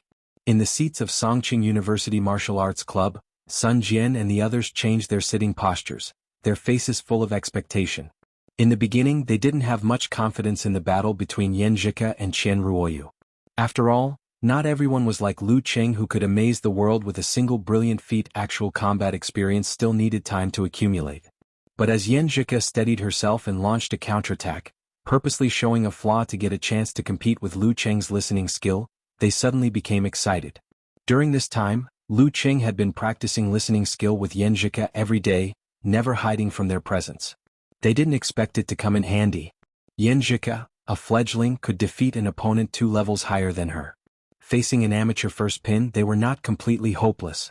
Today they might be able to get a victory in their home ground. Without Lu Cheng and Lin Ke, we also have the ability to fight. We won't just rely on them. Watching Feng Xiaoquan climbing the stone steps step by step, Yan Zhika quickly panted, trying to recover as much strength as possible. Although she and Qian Ruoyu did not fight for too long in the battle just now, there was no chance for her to use 24 blizzard strikes. However, her body was tense and her mind was in a daze, which would consume her physical strength exponentially. Not to mention that she had dealt with several dangerous situations. Therefore, at this moment, she was more than half exhausted and had to seize the opportunity to take a breather. Feng Xiaoquan saw the girl opposite him with flushed cheeks due to panting and excitement. Her bright eyes were so beautiful that he didn't dare to look directly at her. He quickly closed his eyes, put away all distracting thoughts, and recalled Qian Ruoyu's unwilling and angry expression just now. "Ruoyu, I'm here to avenge you." Thinking of this, he felt a burst of excitement. This was a chance that Jiang Dingy couldn't get. The referee didn't give them too much time. He raised his right hand and said, "The second round start." With his announcement, the surrounding stands burst into a burst of cheers for Yan Zhika again. Feng Xiaoquan also moved the 2 muscles on his back, like a giant red-crowned crane, and rushed to his opponent. He was so fast that he was in front of Yan Zhika in the blink of an eye. He raised his right hand and put it beside her head as if he was hugging her head. Then he exerted strength in his muscles, shook the air, and chopped out his right hand fiercely. Tiger hug downward chop. Brr.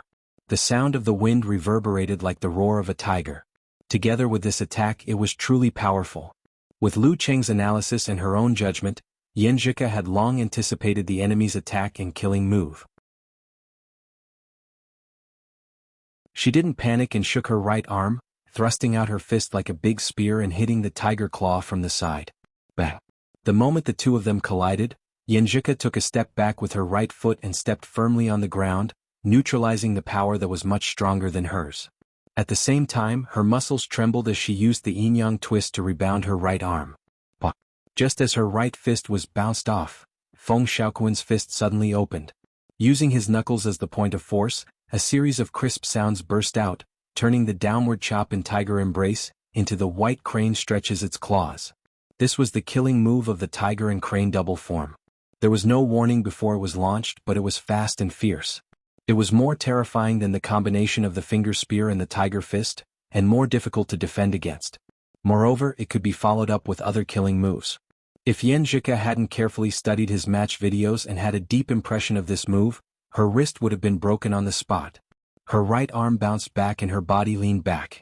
Yanjika visualized the scene of a roaring wind and snowstorm in her mind.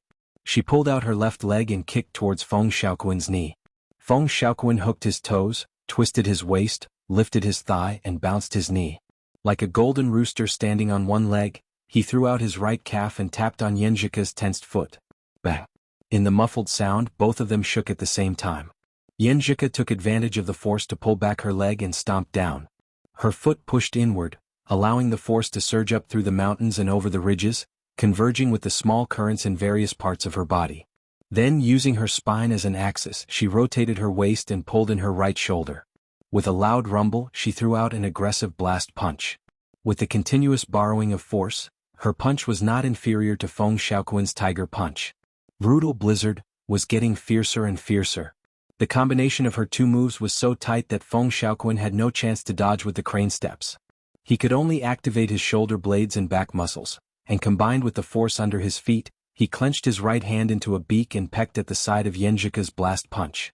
The crane pecking momentum, one peck, one hole. Bang! Yanjika's right arm bounced back and pushed her strength to the side to avoid the fist. She used her strongest point to meet the crane pecking momentum. Bang! Feng Xiaoquan's right hand bounced back. He couldn't help but shake his hand. After all, the pecking momentum was not as strong as the fist. Yanjika's fist was only a little red, but it was not a big deal.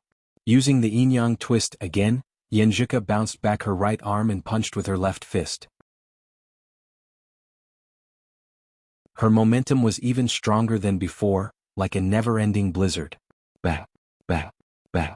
This made the cheers in the stands louder and louder. Thousands of people showed the power of tens of thousands of people. After blocking several times, Feng Xiaoquan felt that his strength was gradually falling into a disadvantage. He knew that he couldn't go on like this, so he quickly restrained himself and took a deep breath. His face suddenly turned red and his temples bulged. It seemed that gunpowder was exploding in his body. Using his feet as a cannon, he suddenly punched out. Bang!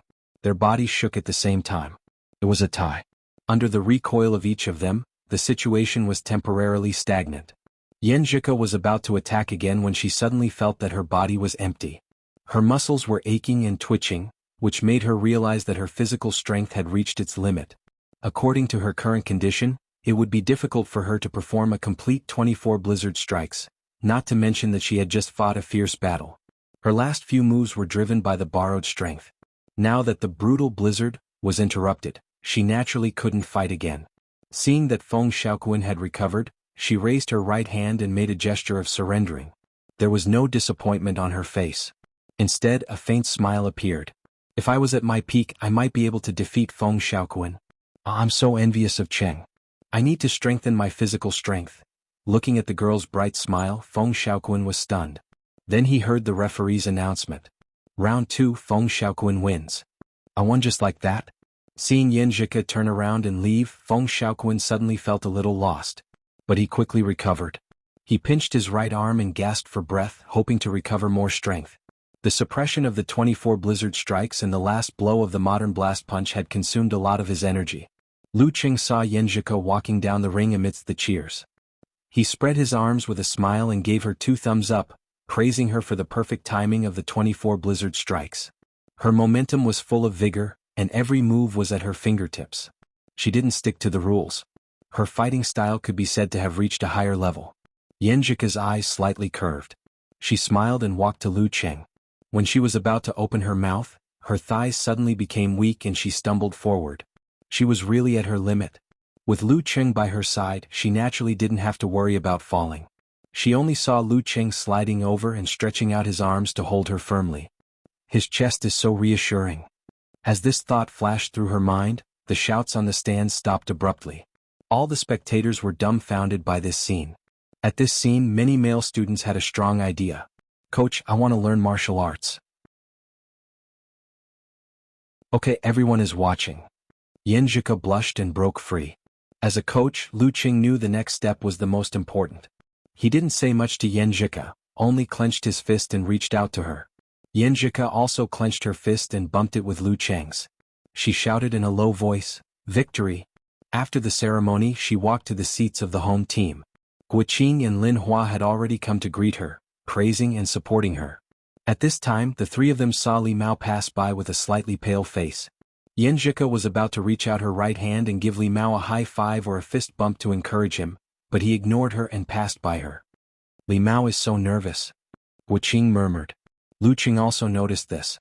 His mind raced as he tried to figure out what to do.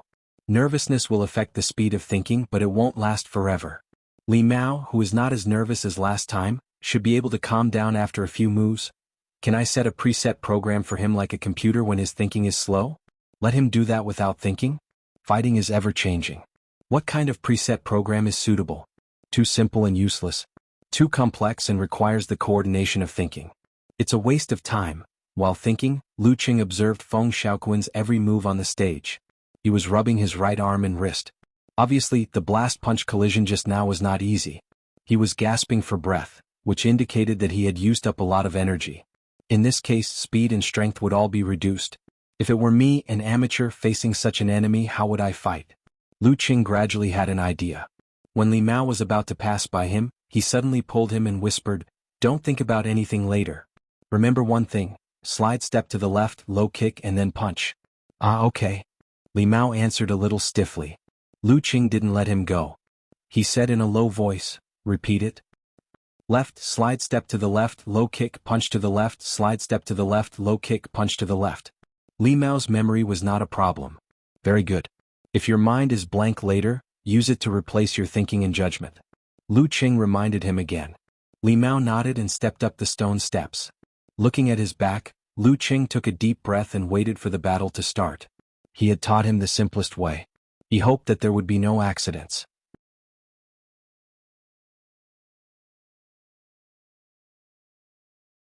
Chapter 154. Walking up the stairs, Li Mao didn't feel as nervous as last time because this was not an important match. It didn't matter even if he lost. Coach sure didn't even show up. But why am I still a little nervous? Why am I still trembling? Is it because of the thousands of people around me? Is it because of Yan Zhika's outstanding performance that I'm under pressure and don't want to ruin the good situation? Or is there no other reason? Is it because I'm born a loser who can't stand big occasions? Why am I so nervous because of my inferiority? Feeling self-deprecating, Li Mao stood opposite Feng Xiaoquan and saw the referee raise his right hand to announce the start of the match. I haven't adjusted yet. With a buzz, he felt himself tense up again. Although his thoughts didn't become sluggish, he couldn't concentrate. At this moment, a sentence suddenly flashed in his mind. Don't think about anything later. Remember one thing. Slide step to the left, low kick, followed by the forward punch. Slide step to the left, low kick, followed by the forward punch. Li Mao murmured to himself as if he was grasping at the last straw. Feng Xiaoquan stopped gasping for breath. He could feel the obvious nervousness of the enemy in front of him, and he secretly heaved a sigh of relief. Good thing it's him. A few days ago, Feng Xiaoquan had thought about Li Mao's performance in the university martial arts competition and was impressed by his stage fright. Therefore, he had made up his mind that once he met this opponent, he would seize the opportunity to attack and not give him a chance to recover. It was a gift from God to meet this nervous brother when he was so exhausted. Round 3 start. The referee didn't give Li Mao time to adjust. As soon as he finished his words, Feng Xiaoquan flapped his muscle wings as if he was stepping on ice and approached his opponent quickly and fiercely. Slide step to the left, low kick, followed by forward punch. Li Mao didn't think at all. He followed his instinct and slid to the left to dodge. Then he tightened his thighs, bent his knees and kicked out with a low kick, aiming straight for Feng Xiaoquan's joint. Feng Xiaoquan didn't expect this nervous brother to dodge in time. He had to stop his tiger palm cut and turn to twist his waist and swing his leg to block with a side kick. Bang! When they were feet to feet, Li Mao was like a robot. He instinctively adjusted his muscles and borrowed a little strength. He pulled his right arm back and made a fist. Slide step to the left, low kick, followed by the forward punch. Feng Xiaoquan shook his right arm and punched out with his tiger fist. He did not show any signs of weakness as he met force with force. Bang!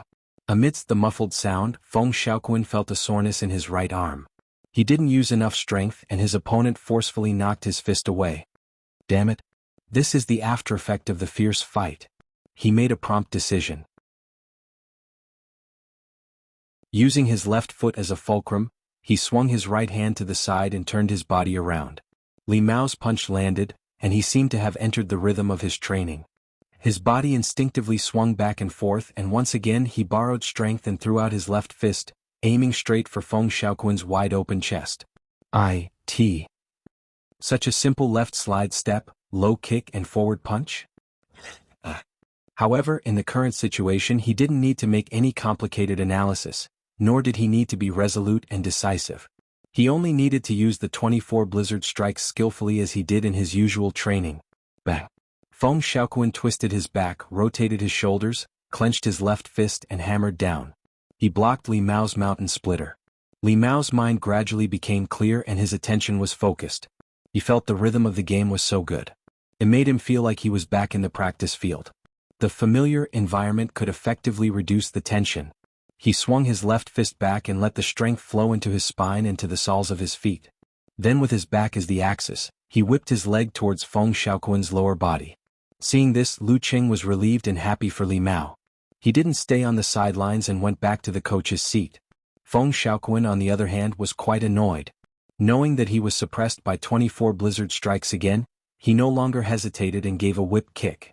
Then he took a deep breath, his face turned red and his temples bulged. Boom. Feng Xiaoquan seemed to have a gunpowder explosion in his body. He spurted his right fist to counterattack. Li Mao, who gradually got used to the game atmosphere, could make simple and quick judgments. He knew his opponent was exhausted, so he didn't avoid the attack. He wrapped the borrowed strength and hammered down hard. Bang. Both of them shook their center of gravity and took a step back. Feng Xiaoquan took the opportunity to use the crane steps and flashed to Li Mao's side. He clenched his fist into a tiger claw and chopped down. If it had been the Li Mao from a few moves ago, he would have had no choice but to take this attack head-on. But now he lowered his center of gravity as he raised his right arm. Bam! Just as the tiger fist hit his right arm, Feng Xiaoquan suddenly changed his crane beak, and used the force to jump and peck at Li Mao's temple. Li Mao bent his knee and lowered his center of gravity as his right arm was hit. He lowered his body and avoided Feng Xiaoquan's crane beak. At the same time he exerted force with his left foot and turned his body into a cannonball, crashing into Feng Xiaoquan's chest and abdomen. Feng Xiaoquan didn't take it head-on. He stepped on the crane steps and dodged nimbly. He changed his position and attacked again. Within a minute he launched a series of attacks. However, Li Mao, who had already calmed down, seemed to have returned to the dead of winter. He had returned to the days when he had endured the darkness, faced the cold wind, listened to the sound of firecrackers and trained hard. He no longer panicked. Every move he made was full of posture, and his defense was watertight. It was in this month that he really mastered the 24 blizzard strikes. As they fought, Li Mao suddenly found that Feng Xiaoquan's strength had weakened a lot. There was also a sluggishness in his steps. He had reached his limit. Once he made the judgment, Li Mao didn't think too much to avoid hesitation. He immediately slid and pounced on his opponent. Feng Xiaoquan's heart tightened. He abandoned all distracting thoughts. He straightened his spine and wriggled his waist. He raised his hands and turned them into the wings of a red-crowned crane. He fiercely hit Li Mao's temples on both sides. When his palms were about to hit his opponent's raised arms, he suddenly lifted his hips and changed his center of gravity. He assumed the posture of a golden rooster standing on one leg. His right foot kicked out silently like a tiger's stomp. Tiger crane combined attack. Li Mao had just blocked the attack of the red-crowned crane, when he saw the enemy's right foot coming at him. He couldn't resist and had to curl up and roll on the ground. While rolling he felt quite sad. He finally could play normally, but he seemed to have fallen into the enemy's trap and was about to fail. At this moment, Li Mao suddenly realized that Feng Xiaoquan didn't catch up in time and left a gap for him. Was he really tired? Was that the last counterattack? While thinking, Li Mao straightened his back and stood up again. Facing Feng Xiaoquan who had just approached him, he put his feet inward and drove his spine. He fiercely threw a blast punch. Bang! Feng Xiaoquan raised his right arm and blocked in time, but his body couldn't help but shake. Obviously he had reached his limit. Li Mao didn't spare him and threw another punch. Bang! Feng Xiaoquan's hands were weak and his stance was broken. Li Mao's eyes were almost red. He slid closer, leaned his body and fiercely hit him. Feng Xiaoquan leaned back and tried to dodge, but his body was empty. He couldn't maintain his center of gravity and fell down. Li Mao rushed up, tightened his thighs, bounced his knees and kicked out the tip of his foot, stopping at Feng Xiaoquan's throat. Round 3 Li Mao wins. The referee raised his right hand and announced the result. I won. I won. Li Mao couldn't believe his ears. In an instant, he seemed to have returned to the university martial arts competition. At that time, he failed to live up to everyone's expectations and was easily defeated because of nervousness. Now, did I finally win? At this moment, many images flashed in front of Li Mao's eyes. There was Qin Jianghua's disappointed and bleeding fist, Lin Kei's pain covered with a hot towel, Coach Shi's words of encouragement, his annoyance again and again, the hard training day after day with clenched teeth, the bone-chilling winter wind, the silence in the darkest hours of the morning, and the scene where Lu Cheng and the others carefully took care of his emotions and racked their brains to help him relieve his nervousness. In the cheers of the whole stadium, he couldn't help but turn to look at the seats of Songqing University Martial Arts Club. There Lu Cheng was holding Yanzhika's hand, Yanzhika was holding Guqing was holding Li Xiaowen was holding Lin Hua was holding Sun Jian, and Sun Jian was holding Lin Quebec. When Li Mao looked at them, they raised their hands at the same time and shouted, "Li Mao, come on!" Li Mao's eyes turned red and tears flowed out uncontrollably. He knew that he was locked on by the big screen and everyone could see the details, but his vision couldn't be blurred. An 8-foot man was crying like a child at this moment.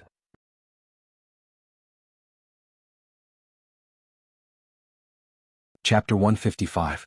Li Mao wasn't a pretty girl like Yanzhika, and he wasn't as famous as Lin Quebec. His classmates only cared about whether he had won or not. They weren't curious about him at all and didn't want to find out more about him. It wasn't until they saw him crying like a child that they started to be surprised and their emotions were aroused. It's just an ordinary preliminaries. Is there a need to cry like this? Some people in the audience were confused and felt that Li Mao's reaction was too exaggerated. There were also some students who suddenly remembered the trash that they had cursed and scolded last year. They recognized the tearful Li Mao and said, "Hey, I know him. Last year, at the critical moment of the martial arts club's group advancement, he was the one who was trampled on like a wooden stake and ruined our absolute advantage. I almost cried because of him. Yes. He's that nervous bro." Some of the students were immediately enlightened. It wasn't until now that they understood why Li Mao was crying. It was a sign that he had drawn a clear line with his past. It was a heavy burden that had been lifted from his heart. It was a sign that he had made up for some of his mistakes. It was a sign that he was grateful to his companions for not abandoning him. It was easy to win against others but difficult to win against oneself. The students who understood the whole story felt a little warm and a little sour. One of them thought of his stage fright and raised his hand shouting loudly, "I'm sorry but I'm sorry but I'm sorry. You can do it, Li Mao." While the audience was crying in surprise and forgot to cheer, this high-pitched voice pierced the silence and rang in many people's ears. The rest of the students who had mixed feelings just now seemed to have received a call. They all raised their hands and shouted in unison, "You can do it, Li Mao." These voices converged into a torrent, driving the whole audience and creating a roar that almost blew the roof off. "You can do it, Li Mao." The tsunami-like cheers echoed in Li Mao's ears, blurring his vision with tears. He reached out and covered his face, murmuring in a low voice, "Thank you, thank you." Feng Xiaoquan climbed up from the ground and looked around in confusion. He didn't know why the audience suddenly burst out with more enthusiasm than before. His heart was sullen and unwilling to accept the result of the previous match. If he hadn't used up so much energy in the previous match, he wouldn't have suddenly felt empty after using the tiger and crane combined attack. There shouldn't have been a pause, which ruined the victory that was so easy to obtain. The reason why he consumed so much energy in the previous match was because his fighting style was too aggressive. He didn't take advantage of the crane steps, and gave Yanzhika a chance to use 24 blizzard strikes. The reason why his fighting style became aggressive was because he wanted to help his sweetheart get revenge and save her face. Thinking of this, Feng Xiaoquan had nowhere to vent his grievances and unwillingness. He turned his head and walked down the stone steps in a daze, unwilling to stay a second longer. At this moment he realized that Chen Ruoyu was whispering something into Jiang Dingyi's ear. She was very close to him and her attitude was very intimate. His heart and face sank at the same time. He saw Jiang Dingyi stood up like an iron tower and walked towards him. "What did Ruoyu say to you just now?" Feng Xiaoquan couldn't help but ask when they were about to pass each other. Jiang Dingyi smiled slightly and said, "She said Li Mao consumed a lot of energy and asked me to take advantage of my strength and force him to fight and end it quickly." "Take advantage of your strength?" Feng Xiaoquan murmured. The haze between his eyebrows became more obvious. He was angry that he was looked down upon and also sad that his sweetheart didn't like him. When he returned to his seat, he saw Qian Ruoyu's tight face and tight lips. She was nervous, expectant, and a little depressed. His mood suddenly softened and he said softly, "With old Jiang we can definitely win." Qian Ruoyu turned her eyes and looked at him in surprise. "I hope so. You can't lose to the substitute of Songqing University Martial Arts Club." How long had it been since Xiaoquan called him old Jiang? At this moment she suddenly blamed herself. Because of her greed, selfishness, vanity, and hesitation, the two boys who played together since childhood were like strangers. The thought flashed and was quickly thrown to the back of her mind. Her attention returned to the current competition. She wanted to win like never before. Songqing University Martial Arts Club didn't send any main force, even the real coach didn't come. If she and others lost the competition, how could she face Jiangdong's parents? She formed the Dream Squad, not to enjoy being surrounded and play house like a child. She wanted to prove to those who thought she was spoiled that she could also do it and rely on herself. "I'm not a child anymore. I have dreams too." At Songqing University Martial Arts Club's seats, Lu Qing and the other members cheered for Li Mao in the form of a crowd. Then they let go of their hands and returned to their seats. Sun Jian had just sat down when he suddenly remembered something. He stood up abruptly, walked to Lu Qing and leaned close to him. "Qing, no, Coach Lu. What did you say to Li Mao just now? What secret did you teach him? He actually managed to get over the initial nervousness? I really admire you now. I feel that you have some kind of magical power. You whispered something to Yan Zhika and she won when she just entered the arena. Then you whispered something to Li Mao and he won when he was overly nervous. You also whispered something to him. Why don't you whisper something to me later?" Looking at Sun Jian's curious and expectant face and feeling Yan Zhika's gaze, Lu Qing chuckled and said, "What I said to Senior Li Mao was, front back up down left right low heavy leg followed by light punch. What the hell is that?" Sun Jian blurted out with a blank face. Lu Qing looked at Yan Zhika's confused expression and chuckled, "Make a move. Make a big move. Stop joking."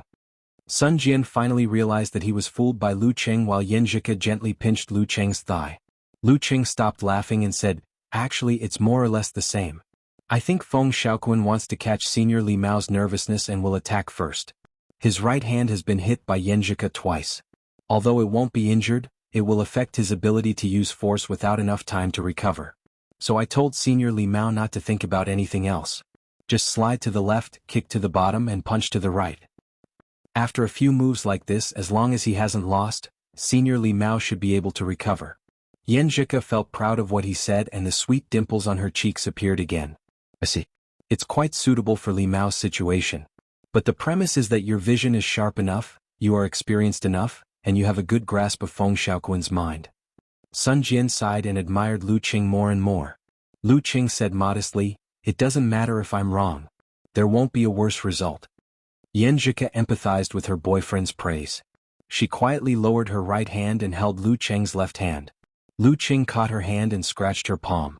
"Then what did you say to your girlfriend?" Sun Jian was still curious. A rookie who just entered the arena for the first time actually won a clean victory after a series of mistakes. "I told her that I would lend her my strength." Lu Qing didn't want others to think that Yan Zhika won because of his guidance. He started to talk nonsense with a serious face. This kind of thing should be known by the girl herself. Yan Zhika almost burst out laughing. She was a little touched and opened her right hand, clasping it tightly with Lu Qing's. "Really?" Sun Jian obviously didn't believe it. Lu Qing laughed and said, "Of course it's true. This is called encouragement of love. You and senior sister Lin are an old couple, so you won't understand." Sun Jian looked at him disdainfully and nodded slightly, half believing and half doubting. Yan Zhika blushed and hummed, turning her head back to the arena. At this time, Jiang Dingy had already stood in front of Li Mao and the referee had also raised his right hand.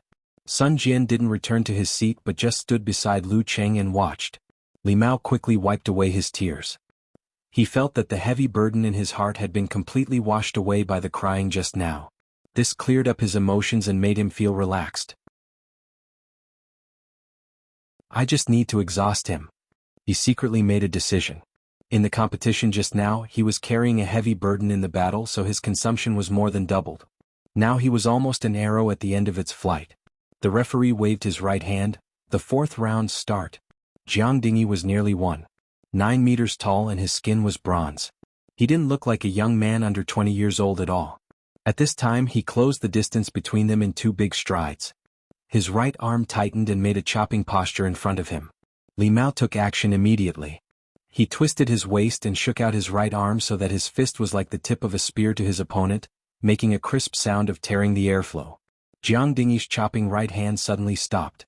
It turned out to be a feint to trick Li Mao into attacking first. After that, he directly urged the strength of his shoulder joint and elbow joint and quickly chopped his opponent's wrist fiercely. Earth-cracking palm. Bang. Li Mao's wrist wasn't the strongest point of force. After being chopped by Jiang Dingyi, he suddenly felt a sharp pain and withdrew his right hand like an electric shock. But because of this, he borrowed a little strength and slipped to the right side of his opponent. Enduring the pain that hadn't disappeared yet, he fiercely punched Jiang Dingyi's waist with his left hand. Jiang Dingyi lowered his body and bent his back. His right elbow hit out horizontally and blocked Li Mao's fist in the form of a hilt. Bang. In the dull sound, Jiang Dingyi used his elbow as the fulcrum, his arm as the blade and his palm as the tip to make a diagonal chopping. Li Mao held his elbow and bounced his back. He dodged again and came to the back of his opponent. When he was about to launch an attack, Jiang Dingyi suddenly twisted his waist and pulled back his leg, sweeping backward and sideways. Bang! Jiang Dingyi's kick was so powerful that it kept exploding in the air and fiercely whipped to Li Mao. Li Mao quickly lowered his shoulders and made a stance to block the kick. Bang! Under the collision, Li Mao only felt that his body was weak for a while. He couldn't continue his strength and was swept to lose his center of gravity and staggered to the side.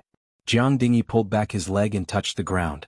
When he was about to attack, Li Mao, who had just recovered his center of gravity, didn't try to stabilize his body. He kicked his feet and counterattacked. I'm close to the limit. I must exhaust him. Only this thought was echoing in his mind at this time. Facing this kind of hurried counterattack, Jiang Dingyi didn't avoid at all. He raised his left arm and blocked Li Mao's right fist. He lifted his left foot and leaned his body.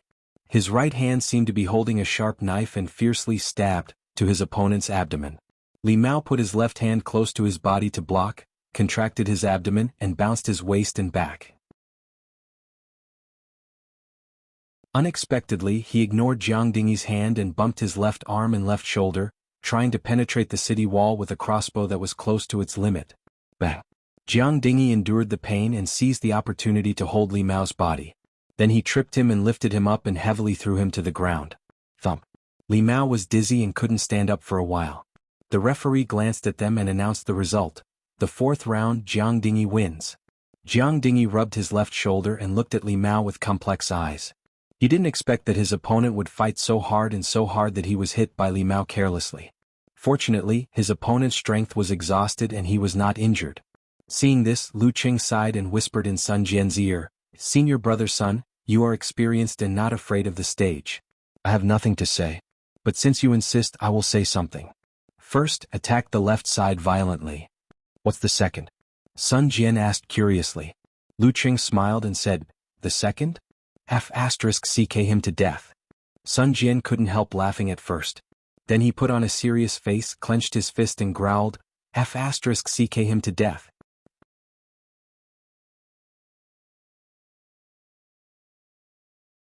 Chapter 156.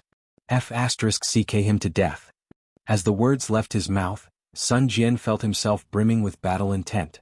Even his emotions were in high spirits. He took a step forward and walked towards the arena, only to see Li Mao struggling to get up.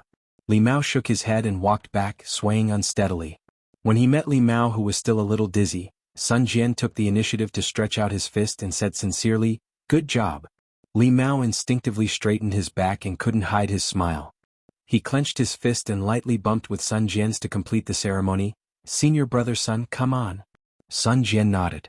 He passed by Li Mao and saw the road leading to glory and glory. "This is the last battle of this game. Let me end it. This time, I'm not just going to make a pose." Sun Jian suddenly had some feelings when he went up along the stone steps. He was born in a professor's family. He was promoted to the university where his father studied through the affiliated kindergarten, affiliated primary school, affiliated middle school and key high school. He hardly suffered any setbacks and was never bullied by his classmates. At first, his purpose of learning martial arts was purely to show off in front of his childhood friends. Later, he used it to escape his father's increasingly higher requirements and took the martial arts club as his refuge to get peace and freedom. With such a mentality, of course he wouldn't have stage fright. But on the other hand, he didn't have the tenacity to face difficulties. When he shouted, F***ck him to death, just now, he felt that his gentle and well-educated appearance was torn off and the barbarism hidden deep in his heart was awakened. He had the impulse to challenge the big devil. When he stepped onto the arena and saw the 1.9 m tall iron tower, Sun Jian instantly felt that he was very small and insignificant. He had no choice but to look up at his opponent. It was just like how he usually looked up at his father, who was the leader of his subjects. In his heart, Sun Jian was so high that he could not look up to him but also so fearsome. Sun Jian's frown, seriousness, and orders had created a deep shadow in his heart. He couldn't challenge the authority and was unwilling to do as he was told. Then he could only escape. Now he didn't want to be like this anymore. He had to face it eventually. Looking at the tall and mighty Jiang Dingy who seemed to be invincible, he roared secretly, F***ck him to death. Lu Qing didn't know anything about Sun Jian's psychological changes. He was very relaxed now and didn't have too much expectation for the final result. He was already satisfied with the development of today's matches. Yan Zhika had won the match on her first appearance and accumulated experience in dealing with dangerous situations. Li Mao had finally defeated the devil in his heart and obtained the victory he had been dreaming of. What else was there to be dissatisfied with? As for the final victory, it would be the most dazzling jewel at the top of the crown. It would be good to have it, but not having it would not damage the essence of the crown. At this moment, Li Mao returned to his seat amidst the applause and stopped in front of Lu Qing. Lu Qing extended his right hand and clenched it into a fist. You can do it. Li Mao's eyes reddened again. He reached out his right hand, clenched it into a fist and bumped it with Lu Qing's. Thank you. Thank you for never giving up on me. Lu Qing wanted to recall some famous sayings to encourage senior brother Li Mao. If he couldn't remember, he would make one up himself. But the referee on the arena didn't give him the chance. After Jiang Dingy and Sun Jian stood in their respective positions, the referee waved his right hand and announced the start of the last match. Sun Jian had more actual matches than Lu Qing, so he knew to attack Jiang Dingy's left shoulder, which was hit by Li Mao without Lu Qing's reminder. When the word "start" reverberated, he suddenly bent down and moved to the enemy's left side quickly with snake steps. Straightening his spine, Sun Jian tightened his right leg and pulled it out, kicking toward Jiang Dingy's left knee. Jiang Dingy was good at strength but not flexible enough. He didn't compete with Sun Jian in body movement. Facing this, he quickly visualized the scene of the ground cracking and the volcano erupting in his mind. The trousers on his thighs suddenly straightened, outlining his well-defined muscles. Bam! A side kick bounced out with earth-shattering momentum, and arrived first, colliding head-on with Sun Jian's whip kick. Bang! Sun Jian swung his right leg back. He felt sore at the place where the leg hit and almost lost his center of gravity. This made him deeply feel the gap in strength between them. Purely speaking of physical strength, he was weaker than Jiang Dingy, but Jiang Dingy also mastered meditation and had a short burst of visualization. Sun Jian gritted his teeth and didn't let the depression affect him. He stepped back with his right foot and straightened his back. Then his right fist suddenly hit Jiang Dingy's left shoulder like a cannonball. He and Li Mao's 24 blizzard strikes were not in meditation and did not have the corresponding visualization method to coordinate. They could only rely on their experience and feelings to barely borrow a little strength during the process. It could be considered as mastery but not mastery. Therefore, once they encountered a situation where the enemy's strength was too great, there would be problems in the connection of the moves. They could not complete the borrowing of strength and could not make the fight more fierce and crazy. Just now, Li Mao was facing Feng Xiaoquan, who was exhausted and weakened in all aspects, so he barely used 24 blizzard strikes. But now Sun Jian obviously couldn't imitate his junior brother. But he also had his own advantages, that was, he could fiercely attack the injured part of the enemy. Jiang Dingy did not move his left shoulder, but simply used his right foot as a fulcrum to turn his body backward. At the same time, he straightened his right hand into a palm knife and fiercely chopped down in front of him. It happened to hit Sun Jian's fist. Sun Jian's right arm bounced back and quickly retracted his attack. Sun Jian didn't feel annoyed, instead he was a little bit happy. Did Jiang Dingy's performance just now mean that his left shoulder was seriously injured and it was almost impossible for him to use his left hand? He slid his feet and went to the left side of Jiang Dingy. Then he opened his left hand and grabbed Jiang Dingy's left hand like a fierce claw. Once Jiang Dingy grabbed Jiang Dingy's left hand, he would immediately break the tendons and dislocate the bones. Sun Jian was different from Li Mao and other members of the martial arts club who came from ordinary families. In the past, he had hired famous teachers to practice martial arts, so there were more than just 24 blizzard strikes. If he practiced the flower-splitting willow hand to a deep level, he could almost make the enemy lose an arm by grabbing and tearing. Jiang Dingy's expression didn't change. He wriggled his spine and bounced his back to the right side to avoid Sun Jian's grab. Sun Jian was happy in his heart, so he directly caught up with Jiang Dingy and attacked Jiang Dingy's left side continuously. Jiang Dingy used his legs to resist, sometimes changed his body shape and sometimes dodged. But he couldn't get rid of Sun Jian and was gradually forced to the edge of the ring. When Sun Jian was about to kill him while he was sick, Jiang Dingy's legs suddenly stopped like two nails firmly nailed to the edge of the arena. His body suddenly turned around with the help of the rebound force. He raised his left arm and turned it into a guandao with the help of visualization. Then he swept it out in a horrible way. At this moment he was like a general who was riding a horse to war, dragging a guandao and being chased by the enemy. Suddenly he tightened the reins of the horse, so that the horse stopped abruptly and raised its front hooves. Then he took advantage of the force to counterattack and unexpectedly cut the enemy who was chasing him. The guandao style. Jiang Dingy had been waiting for this opportunity to cut Sun Jian under his horse for a long time. Sun Jian rushed so hard that he couldn't avoid it. He could only take a breath forcibly and raised his left arm to block on his side. Bang! Jiang Dingy's left hand fiercely cut Sun Jian's left arm. The guandao style, which had been accumulating power for a long time, showed an amazing power and directly whipped Sun Jian into the air. Flying. Yan Zhika held Lu Cheng's left hand tightly and her beautiful eyes were full of worries. She hoped that everything could be perfect today. When she won, the martial arts club could also win the game. Senior brother's son took the initiative to fly. Lu Cheng stared at the ring and comforted the girl. Sun Jian flew out. When he was about to land, he suddenly stretched out his hands and pressed on the ground with the strength of his fascia joints. Bang! His body suddenly bounced to another direction and narrowly avoided Jiang Dingy's guandao style, which followed closely. In the bouncing, Sun Jian turned over in the air and landed on the ground with both feet. Then he bounced again to change his position and finally stabilized his center of gravity. Catapult body movement. It was a martial art which was as famous as the modern blast fist and gun finger. It imitated the jump attack of the bullet. In the previous attack, if Sun Jian didn't fly out, his left arm would at least be fractured.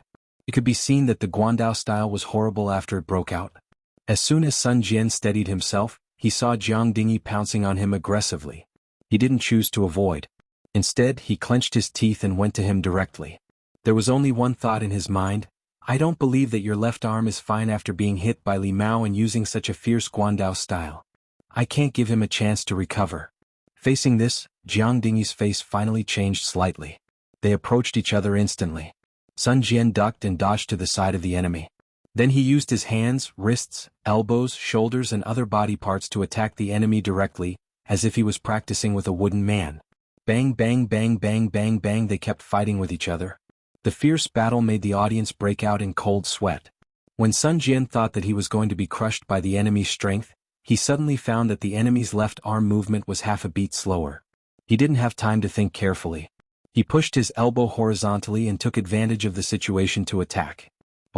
His elbow hit Jiang Dingy's left arm, which was not strong enough, leaving a big gap on the side of his body. Chance. Sun Jian had no time to think carefully about the battle situation. Following his instinct, he straightened his elbow and threw out his forearm with the help of the rebound force and the joint force. Bang! His forearm with his fist hit Jiang Dingy's ribs on the side. The strength was not too great, but it made the enemy scream and shrink his body suddenly. Sun Jian didn't show any mercy. He blocked the counterattack with his right hand, opened his left fist and caught the enemy. Then he took a step with his right foot and put it between Jiang Dingy's legs. At this time, there was only one thought in his mind: F***ck him to death. Damn. He suddenly exerted his strength and threw his opponent to the edge of the ring not far away with his right leg as the fulcrum. Thump. Jiang Dingy fell down with his back on the ground, accompanied by the audience's surprise and shouts. Sun Jian gasped and raised his right hand. He shouted secretly in his heart, "Cool." The referee also raised his right hand and announced the result. Round 5, Sun Jian wins. The final result: Songqing University Martial Arts Club wins.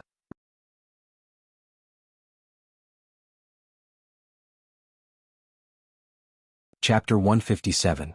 The spectators who were breaking out in cold sweat heaved a sigh of relief. The whole stadium was filled with thunderous cheers for the long-awaited victory in this martial arts arena. Although they did not prepare trumpets or other items to assist them, they still created a lively atmosphere. Chen Ruoyu was in the midst of it. Her face was extremely ugly.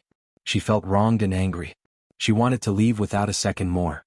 I'm an adult, not a spoiled child. I have to bear the responsibility for what I did. She bit her lower lip with her white and neat teeth and secretly prepared herself. She didn't turn around and leave but waited for Jiang Dingy's return. Jiang Dingy was also quite depressed at this moment. He was unwilling to admit defeat.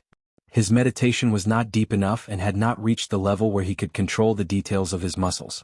He was unable to forcefully pull back his center of gravity at the crucial moment and dodge. His fighting style was not guerrilla warfare. After being forced into close combat by Sun Jian, the numbness and pain in his left shoulder were magnified to the extreme. This was the cause of his defeat in an instant. If only I was not careless and bumped into Li Mao, he thought in annoyance. He felt that he had no face-to-face Chen Ruoyu and his footsteps became slower. When he walked back to the Dream Squad seating area, Chen Ruoyu took a deep breath and said, "The main reason for today's loss is me. Dingy, Xiaoquan, if you guys were at your peak condition when facing Sun Jian and Li Mao, your chances of winning would definitely be above 80%. I underestimated the enemy and lost to Yanjika too quickly.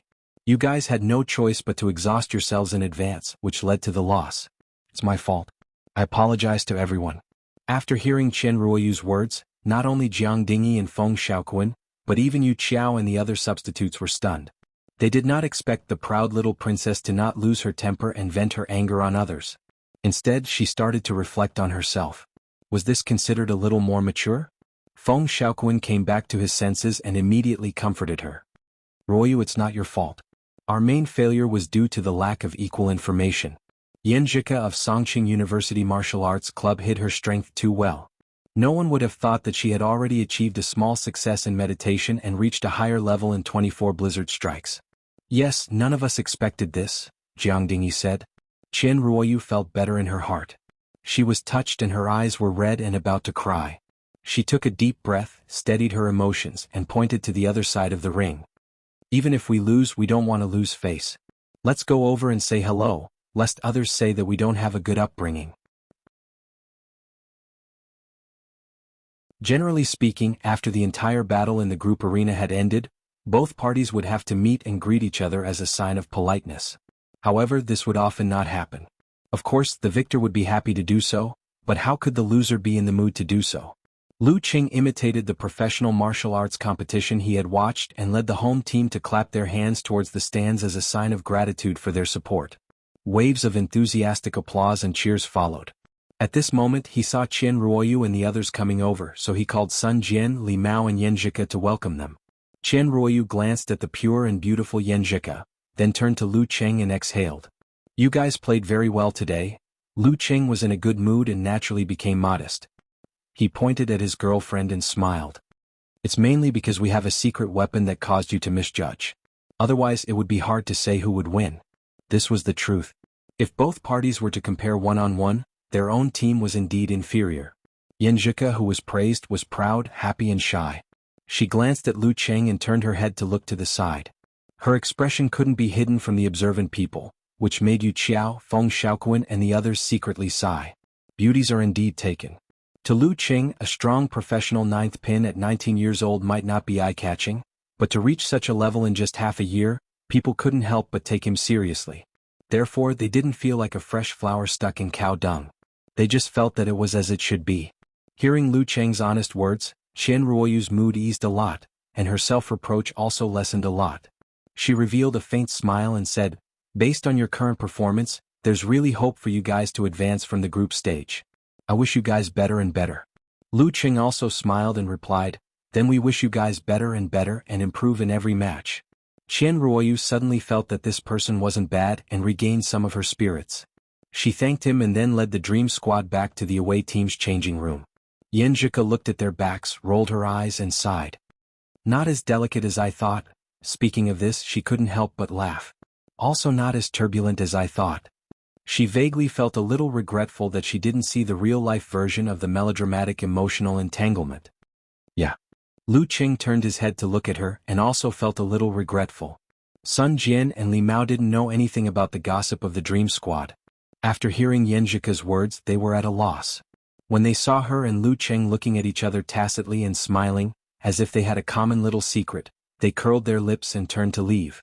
Let's go back to the changing room. Lu Qing smiled and held Yanjika's little hand, declaring his sovereignty in front of thousands of people. Yanjika blushed slightly, but still generously let him hold her hand. She wanted to use this to get rid of any pursuits that might arise from today's competition. That was too annoying. Songqing University was a school with strict management. Although there was no lack of couples getting close to each other, they usually did so in the woods by the lake or on the streets. No one had ever held hands in front of so many people. Seeing this scene, many of the students had the urge to kick up a fuss. Some whistled and some shouted loudly. The scene suddenly became interesting. Yanjika shyly lowered her head, quickened her pace, and hurried to the changing room. When she was about to reach the door, she realized that Lu Qing suddenly stopped beside her. She raised her head and saw Geezer drinking wine at the door. Coach Sure, why are you here? Didn't you have something to do at the last minute? Lu Qing was equally surprised. Geezer chuckled. If I didn't have something to do at the last minute, where would you get the chance to be in the limelight? If I were here, I don't know how nervously Mao would be. Besides, I'm old. I've been away from you youngsters for too long. I really don't know how to encourage you guys.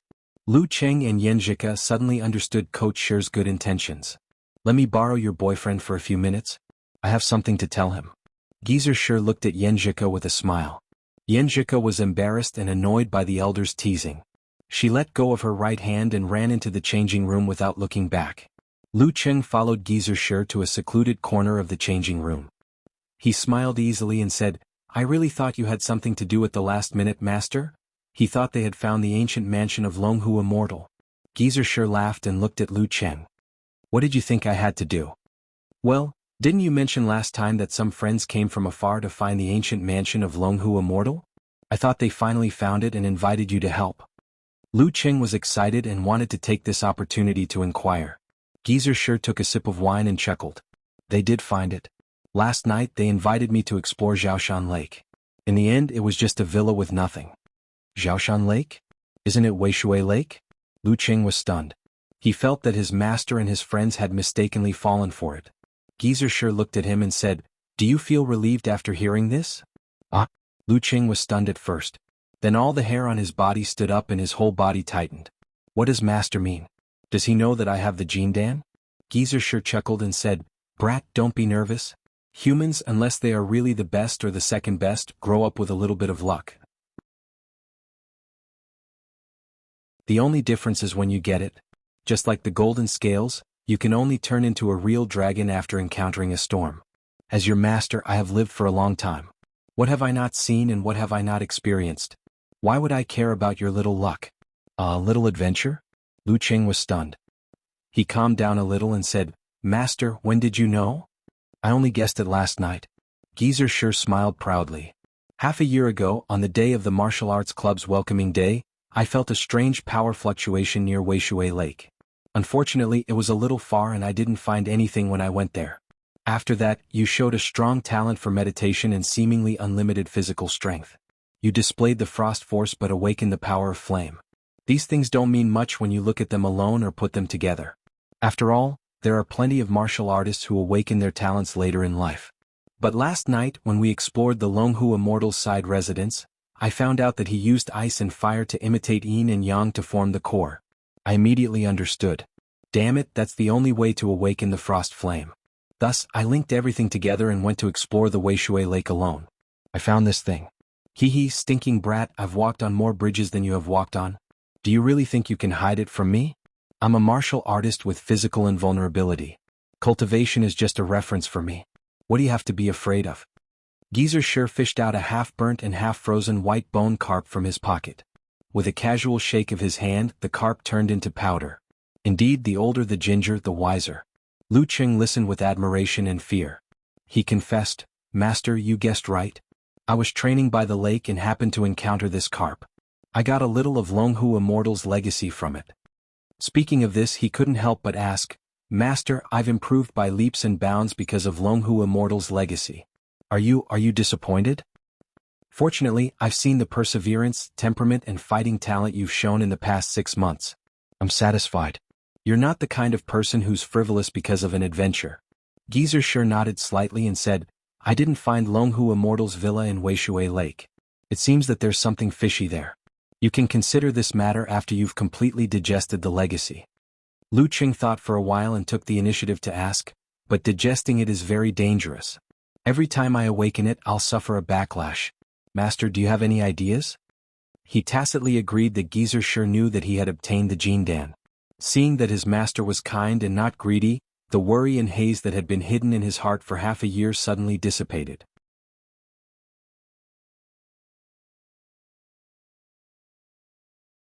Chapter 158. Backlash. Geezer sure was unusually serious. He chewed on the word and asked, Let me ask you something. Do you want to be a martial artist or a cultivator in the future? Once you enter the high-ranked Dan stage, you can't regret it. Lu Qing grew up watching professional martial arts competitions and was influenced by them day and night. He had a dream and a pure and passionate love. He answered without hesitation, Of course I want to be a martial artist. More importantly, the inheritance of the cultivators had been cut off. Relying on the records left behind to practice was twice the effort and half the effort. On the contrary, on the road of martial arts, there were teachers to guide you, lovers to consult, and so on. There were tons of relevant materials and companions to learn from and discuss with. Very good. Geezer sure praised and said, Then you must always remember that martial arts is the main thing and cultivation is the secondary thing. Stones from other mountains can be used to improve jade, but it doesn't mean that it can be the jade you want. On the road of cultivation, the most taboo is to be indecisive, unwilling to make a choice, and unable to distinguish between priorities. Okay, tell me how you use it to digest it. Lu Qing said carefully, It can help me recover from fatigue. I use this to constantly squeeze myself and improve my physical strength. Before he could finish, Geezer sure said unhappily, Sure enough. Back then this old man was out of breath because of you. Without waiting for Lu Qing's explanation, he sighed and said, Not bad. You know how to purposefully use the adventure to improve your own ability instead of relying purely on the adventure. With such a temperament and willpower, I didn't take you as my disciple in vain. Hey, continue. Didn't you interrupt me? Lu Qing complained in his heart. After thinking about what he had just said, he said, It can also help me enter meditation and let me quickly conceal spirit and qi. After half a year of hard practice, I can enter meditation skillfully without it. I'm even close to the level of Deshang, but I still can't achieve inward vision. Geezer sure nodded slightly to confirm but didn't interrupt. In addition to these 2 points, when I use it to the limit, its balance will be broken and a little power will leak out. After the backlash, it will merge into my body and create a supernatural ability. Lu Qing said honestly, The first time it backfired, I almost died in Yanling. It's a bit like the physical invulnerability stage. Geezer sure said thoughtfully, Longhu Immortal emphasizes the balance of ice and fire. The backlash of awakening the supernatural ability should be similar to the first time. With your current physical condition, you can try it. Lu Qing said weakly, I've tried it. It's similar to the backlash of awakening the supernatural ability of flame. The corner of Geezer sure's mouth twitched. He was both annoyed and amused at the same time. Brat, you've grown up. In philosophical terms, your subjective initiative is really strong. Master, you also know philosophy? Lu Qing evaded the main point and dwelling on the trivial. Do you think I'm illiterate? And since you've already awakened the frost special ability, I'll be able to teach you a few things after your arm recovers. As for the second round of awakening, don't be anxious. Wait until your fleshly body's blood and qi reaches the peak of the body refinement realm, and you'll be able to release and retract it freely before you attempt it. At that time, remember to look for me. With me watching over you, no matter how bad it is, I'll be able to protect your little life. TSK, young people nowadays are so stupid and bold. Lu Qing felt guilty and didn't dare to respond. For the time being, you should digest it at your own pace. Let me think about how to extract the essence and discard the impurities, and integrate the things of cultivation into martial arts. Geezer sure laughed self-deprecatingly. I have to be thick-skinned and ask for some research materials. Research materials? Lu Qing asked curiously. Geezer sure said with a faint smile, "Do you think Longhu Immortal was the only cultivator in ancient times?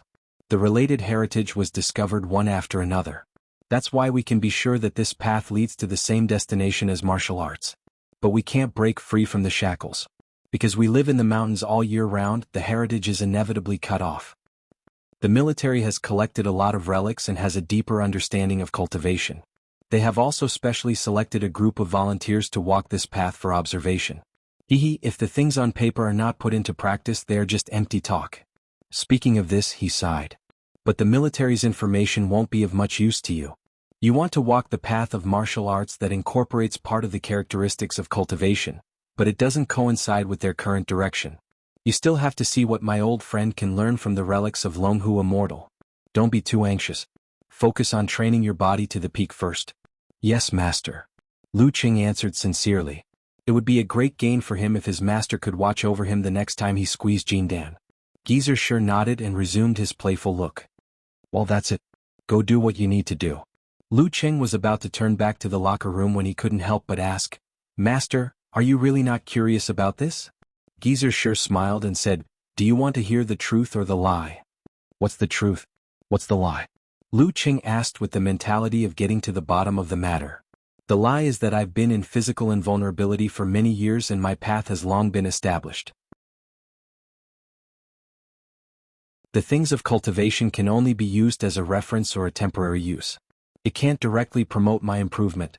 So even though I've cooperated with the military for many years, I still haven't paid much attention to their research on cultivation." Geezer sure chuckled and said, "As for the truth, I'm old and can't take it anymore. Even if combining cultivation with other things can help me advance further, I don't dare to try it rashly. Isn't it better to have an old friend to lead the way and a lively lab rat like you to experience it? What you can get, I have plenty of channels to get." "That's true." Hearing the truth, Lu Qing was completely relieved and relaxed. Geezer sure took out a small flagon and took a sip. Humming a Chinese opera, he turned around and left leisurely. Watching his master leave, Lu Qing's mood was like the surface of a lake that calmed down after violent ups and downs. There were ripples in the calm and tranquility. He suddenly sighed and felt an inexplicable sense of loss. To him, the Jindan was the basis for rapid improvement in martial arts. It was the biggest and most unknown trump card and the secret that he was most unwilling to let others know. It made him appear unique and full of confidence. When his master knew about its existence, he understood that similar things left behind by cultivators were rare, but not only did they exist. He seemed to have lost that unique feeling and was no longer full of confidence, so it was inevitable that he felt lost. But from another perspective, the Jindan itself contained too many dangers and uncertainties. With his master, a physical invulnerability mighty one, watching over him, he would be much safer. What made him truly unique and confident was not the Jindan, but the tenacity, perseverance, temperament, confidence, and fighting talent that had been awakened by the Jindan. They were his biggest reliance on his martial arts path. After understanding this, Lu Qing returned to normal and felt relaxed. It was as if he had removed a burden that had been hidden in his heart for a long time. He had removed the worry that he would lose his life due to the instability of the Jindan at any time. He took a step forward, still calm and confident, and walked to the door of the locker room. Geezer sure left the martial arts arena and walked towards the teacher's dormitory. Suddenly he made a sound and patted his head. "Look at my memory. I forgot to ask the brat what he got." "Forget it. If it's not a natal weapon, then it's an external cultivation elixir." When Lu Qing entered the locker room, Yanjika had just come out of the shower. Her black hair was tied up with a black rubber band, looking fresh and attractive. Li Mao was walking back and forth excitedly, looking for someone to talk to. The sweat on his face had not disappeared. Obviously he had not taken a shower yet. The others were busy with their own things.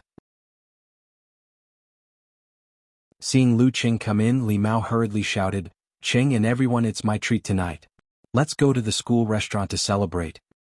He wanted to express his gratitude and happiness.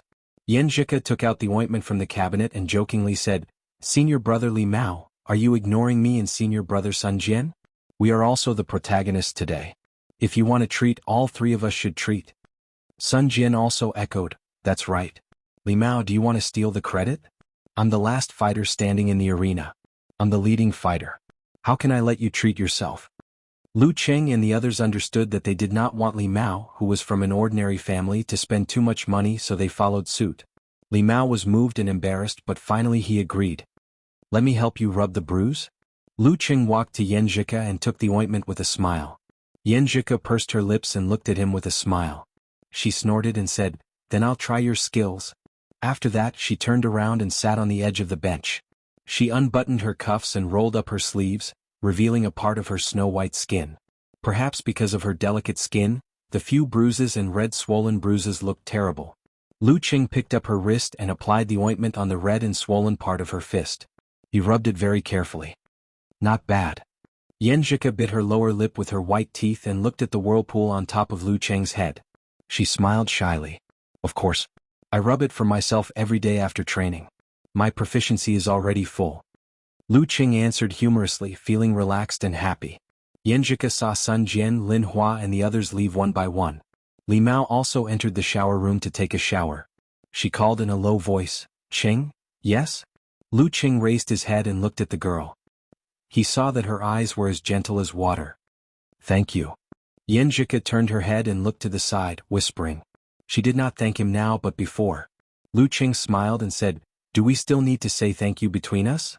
This was the answer that Yanjika pretended to be innocent before. Now that he used it, it immediately made the girl laugh and pout coquettishly.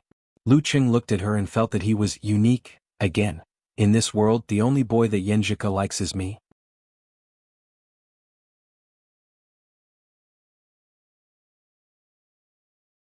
Chapter 159.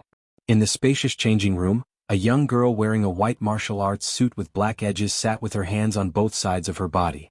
Her quiet expression of shyness and happiness, and the boy who was crouching in front of her with his back bent as he carefully applied ointment on her body. Together they formed a picture of beauty and youth. Their silent gazes from time to time was the finishing touch. Unconsciously, Lu Qing rubbed away all the bruises and swelling. He reluctantly pointed at the girl's left foot. I remember you fought with Feng Xiaoquan with your foot. You should have some bruises, right? Ah. Yanjika seemed to wake up from a dream. She quickly withdrew her foot and lowered her head shyly. No, I'll do it myself when I get back. She didn't wait for Lu Qing's reply. She blinked and asked, do I look normal now? Lu Qing glanced at her and smiled, much better than just now. While speaking, he gently put down the girl's right trouser leg carefully. Yanjika looked at him with a faint smile. She picked up her phone and looked at it again. Then let's go back. You've recovered, but I haven't. Lu Qing didn't dare to stand up, so he just squatted and laughed. I've always had an illusion that you shouldn't be associated with things like drying quilts, washing clothes, and cleaning. Little fairies should stay away from the mundane world. Yanjika burst into laughter. Which girl lives in a vacuum? If I don't wash my clothes myself, should I wear them and throw them away? Do you want to help me wash them? That's fine too. Lu Qing smiled and said seriously. Yanjika rolled her eyes and said, you're a rough man. Most of the time you just rub your clothes. I don't feel safe washing them for you. I'll teach you later. Speaking of this, she suddenly paused, feeling a little shy and sweet. Am I making a promise for a long, long time in the future? Feeling a little tipsy, she suddenly thought of a sentence she once read, young people always make empty promises. When they were young, they didn't understand the length of time, the ruthlessness of time, the difficulties of the world, and the fickleness of human feelings. They always thought that promises and vows like a lifetime could be easily fulfilled.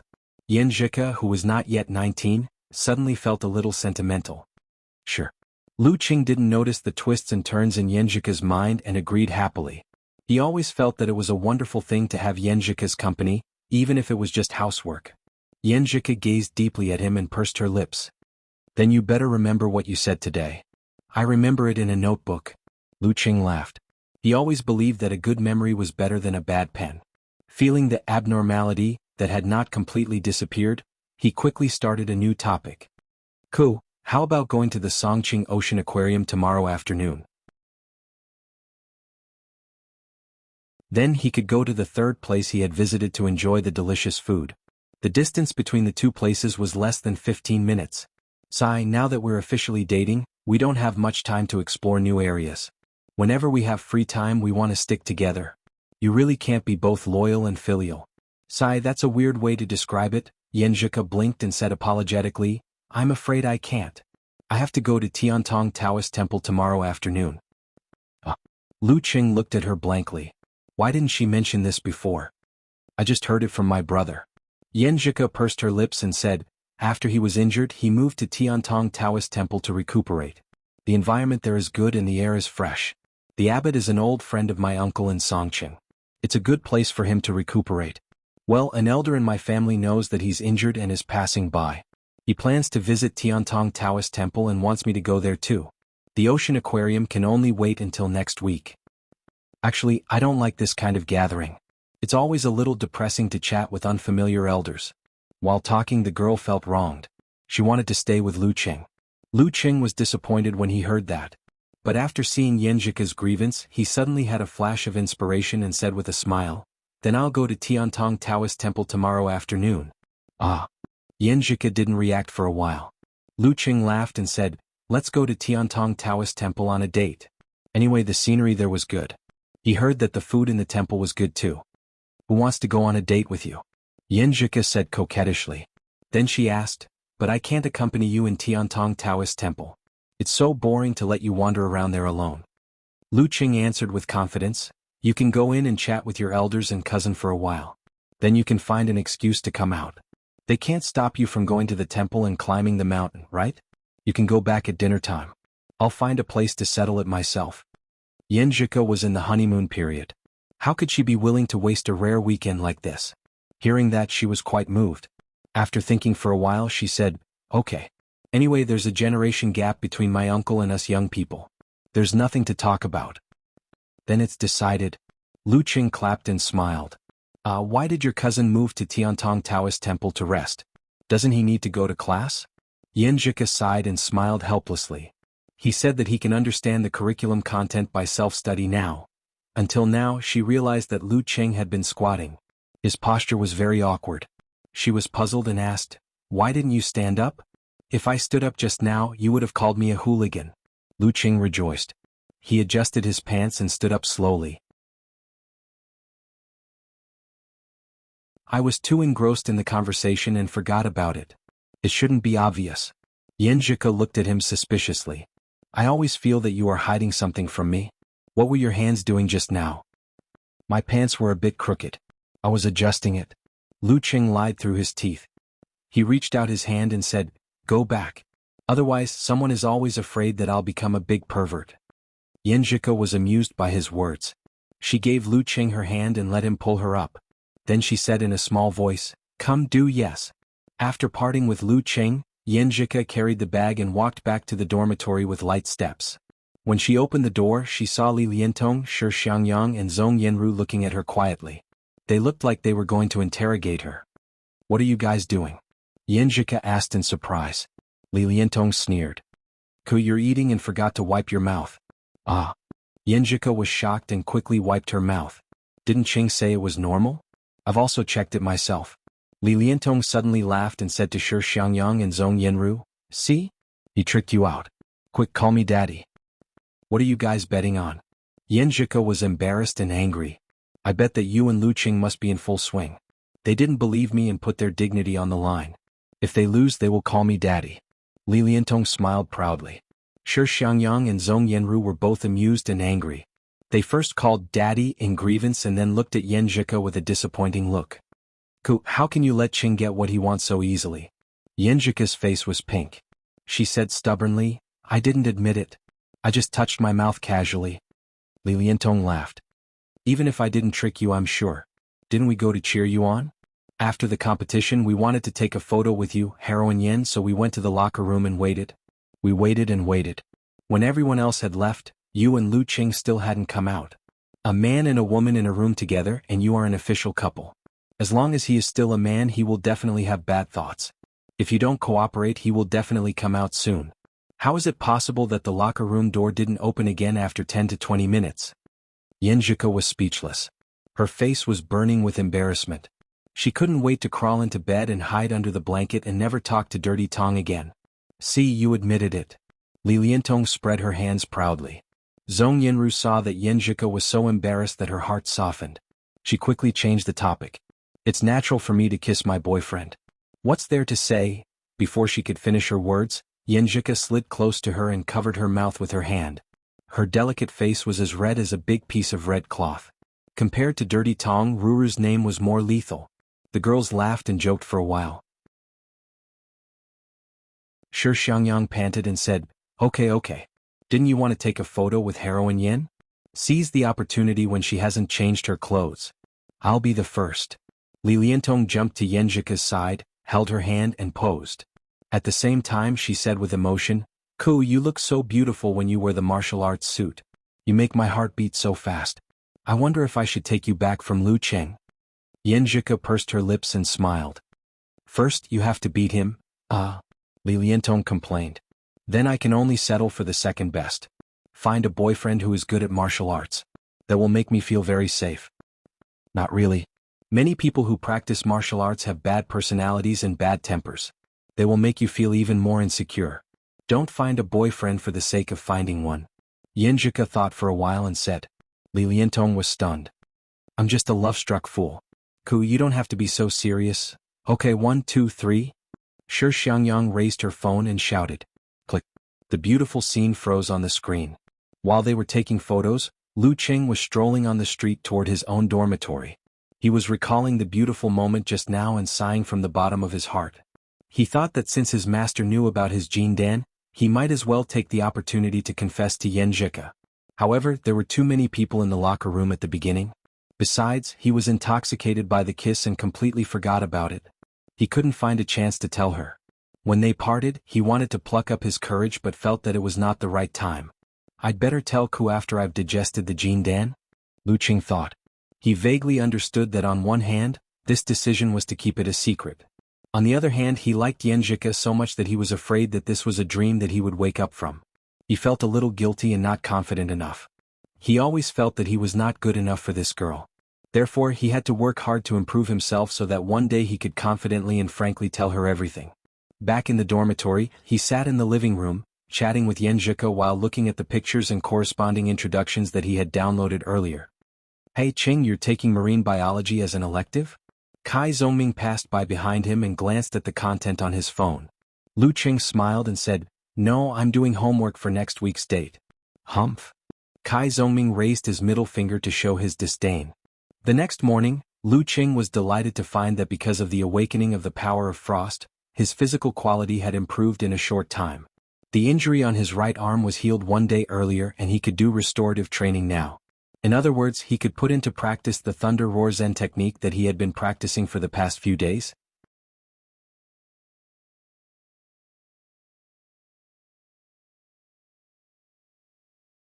Chapter 160. The grass by the lake grew long, the leaves were green, and the smell of spring permeated the thin mist of the morning. Lu Cheng breathed in the refreshing air and jogged to the place where he usually trained while carrying the items he would bring to the martial arts club later to complete the preliminary warm-up. The recovery of his right arm made him feel light and refreshed. He couldn't wait to perform the skills of Thunder Roar Zen that he had comprehended. When he arrived at the destination, Geezer Shi was already waiting there. Seeing his running posture, he was slightly surprised and asked, You're all healed? Yes. Maybe it's because of the awakening of the power of frost, which stimulated my body and made it stronger. Lu Cheng explained with a smile. Geezer Shi clicked his tongue and said, You're really good at not playing by the rules? I was going to see your power of frost today and figure out its characteristics so that I can perfect what I'm going to teach you after your arm recovers. I didn't expect you to be fine today. Forget it. You still have Thunder Roar Zen to practice. You're not in a hurry. Show me your power of frost first. Yes, master. Lu Cheng put the bag next to the tree and then got into a good posture to operate the cold current in his body. Bam. He shook his left arm and slapped out with his palm, imprinting it on the tree. During this process, Geezer Shi's eyes were suddenly covered with a layer of ice blue and almost white, as if they had turned into a crystal-clear ice soul. They quietly reflected everything around them. Although they couldn't see through clothes or flesh, they clearly outlined the tracks of things that affected each other and showed the details contained in them. Seeing the white frost palm print disappear in a flash after Lu Cheng withdrew his hand, Geezer Shi nodded slightly and said, Okay, I have a general understanding of it. I'll teach you tomorrow after thinking about it. You can start other exercises. Lu Cheng said okay, but he didn't rush to practice Thunder Roar Zen. Instead, he stood still step by step, practiced the set, quenched his body, and practiced 24 blizzard strikes as usual. His right arm had just recovered, so it was still in a fragile stage. If he didn't move it, warm up, and adapt to the feeling of tempering, he would only hurt it again if he directly used Thunder Roar Zen. And if he hurt the same part of his arm repeatedly, it would easily become a habitual injury, which would be difficult to completely heal. Therefore, Geezer Sher's initial assessment of his injury was that it would take about 2 weeks for him to return to normal. 5 days of recuperation for his injury to heal, followed by more than a week of restorative training. Only then would he be able to compete in the challenge tournament again without any hidden dangers. Pop, pop. The crisp sound of explosions in the air continued. Lu Qing performed the 24 blizzard strikes over and over again. Finally, he felt that his right arm belonged to him again. Every muscle adjustment and every detail of exerting force were all under his control. After finishing the rest of the training, Lu Qing took a short rest. He closed his eyes and stood still. First, he recalled the skills of Thunder Roar Zen, and then visualized the scene of thunderclouds and thunderbolts. In the rumbling sound, he controlled his body. According to the passive experience last time, he tightened the muscles of his hands, forearms, upper arms, shoulders, and back one by one as if he was compressing them. Then he exerted force under his feet and let the violent rebound pass through his ankle joint, knee joint, and corresponding muscles to his waist and hip. Then he pushed his left arm purely through the rotation of his spine to punch out. When he was close to the target in the void, Lu Cheng's tightened muscles all opened up. Like the explosion of a cannonball, the air was torn apart and a low sound was heard. Bang! After the punch, Lu Cheng's body trembled, but he didn't feel any obvious vibration. His attempt at Thunder Roar Zen failed. Not tight enough, not compressed enough, and the rhythm is wrong. Lu Qing didn't feel annoyed. Instead, he felt that it was natural. Even if he found the trick in the threshold, it was not easy to master a martial art. Trial and error were inevitable. Bang, bang, bang. He continuously punched with his left and right hands. He failed again and again and tried again and again. With his physical strength, sweat gradually appeared on his forehead and back. If it weren't for the Jin Dan, he would have to wait until the next day to practice again. But these failures were not completely useless. They allowed him to eliminate his mistakes little by little, and he got new feedback to confirm his adjusted ideas. He felt that he had stepped on the threshold. After 4 or 5 days of training, Lu Qing tightened his muscles, put his feet inward, and shook out his right arm with the spring of his tailbone and the strength of his back. He clenched his fist and punched down. Boom. In his mind, lightning clouds were rolling and thunder was roaring. Together with the opening of the tightened muscles of his hands, forearms, upper arms and shoulders, etc. Bang. The air in front of Lu Cheng's fist seemed to be hit by a bomb, and there were invisible ripples spreading out in circles. Phew. Okay. Lu Cheng exhaled a long breath and felt some vibration in the opposite direction. Geezer Sher had been watching from the side, and occasionally gave Lu Cheng some pointers, which made Lu Cheng feel enlightened. At this moment, he said with a grumpy smile, "Only you can practice in such an abnormal way. But don't go too far. Your right arm is still weak. Well, you've got the beginner of Thunder Roar Zen. Practice a little more and you'll be able to fight." After that, he walked away slowly with his hands behind his back. When he reached the long bridge, he cursed, "This bastard is not human. That thing will be exhausted by him sooner or later." Lu Qing didn't notice his master's sarcasm behind his back. He devoted himself to practicing Thunder Roar Zen, so that he could turn that feeling into instinct as soon as possible. Bang, bang, bang. He punched with his left hand and hammered with his right hand, creating continuous vibrations like a horrible human-shaped beast. After a long time, he finally stopped. He pinched his right arm and decided to stop. He took out a towel from the bag and wiped his sweat. Then he started the last training, which was to improve his endurance. After hiding the bag, he started to run along the lakeside, pushing himself to the limit. While running, he suddenly saw a familiar figure. Li Mao was standing by the lakeside, practicing his stance with his eyes closed. "Senior brother Li?" Lu Qing approached curiously and shouted. Li Mao opened his eyes and laughed heartily. "Cheng, we meet again. It's because you rarely practice in the morning?" Lu Qing joked. Li Mao smiled and said, "I don't have your abnormal stamina. 4 hours of special training has taken a toll on my body. If I practice in the morning again, I'll get tired and hurt sooner or later. But after yesterday's battle, I feel that I've vented a lot of things in my heart. It's rare for me to experience peace and harmony. So I want to try to practice still stance and see if I can catch the inspiration and succeed in concealment of spirit and qi. Good. Lu Qing praised and encouraged him. There's hope. Li Mao nodded and smiled. Actually, I met senior martial brother Sun Jian just now. He also started to practice in the morning? Lu Qing asked in surprise. Sun Jian doesn't seem like such a person. He's really just playing with martial arts. No, senior brother Sun Jian is studying and memorizing books. He said he wants to go back to Huahai with senior sister Lin after graduation and work there. Li Mao explained. So that's why. Lu Qing suddenly understood and then waved his fist. Then let's do our best together. Do your best. Li Mao also waved his fist. When he turned around and continued to run, Lu Qing suddenly recalled the scene of the celebration dinner last night. Li Mao held a beer glass and looked around with slightly red eyes. I'm not good at saying emotional words. During this time I owe you all a thank you. Well, now I'll use the lyrics of an old song to express my thoughts. A sentence, a lifetime of love, a glass of wine. After singing this sentence, he finished the beer in his hand in one gulp, 3 glasses in a row. Tiantong Taoist Temple was located at Mount Shaoheng in the western suburbs of Songqing. The environment was quiet and secluded, and martial arts were passed down through generations. It was spring and many tourists came for a walk on the weekends, which added a lot of popularity to the ordinary Taoist temple. However, it didn't detract from the quiet and cold atmosphere of the place. I'm going to the side yard. You can walk around by yourself. Yan Zhika looked around cutely and reminded Lu Qing, let's talk on QQ. Okay. Lu Qing shook the phone in his hand and watched the girl enter the side yard. Then he put his hands in his pockets and began to stroll around leisurely, breathing in the fresh air that cleared the mind and the smell of incense.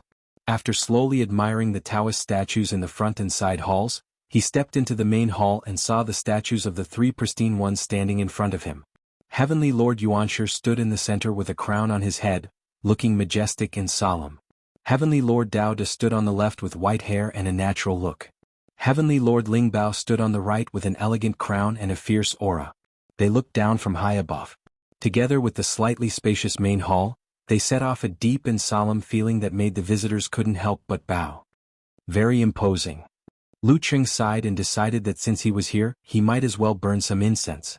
He turned around, took out his wallet and bought 3 incense sticks. Then he walked to the stove and bowed to Heavenly Lord Yuanshi, silently reciting the words, family is safe, love is long and martial arts is successful. After doing all this, he put the 3 incense sticks into the stove and bowed again. After leaving the main hall, he walked to the backyard with the mentality of a tourist. Just as he turned the corner, he saw a group of people gathered there and heard the continuous sound of punches and kicks. A fight. Lu Qing's curiosity was piqued. He walked through the crowd like a fish and came to the front. He saw 2 figures fighting fiercely in the small square paved with bluestone. A middle-aged Taoist was the referee. Just as he stood still, he saw a young man in a black martial arts suit lower his waist and lower his hips, wriggling the muscles on his back, and using his right arm as a spear, he stabbed forward. This seemingly ordinary attack made Lu Qing feel like his opponent was in an ancient battlefield, holding a spear and sprinting on a horse. Nice. He couldn't help but shout. His opponent's back muscles seemed to be in a perfect state.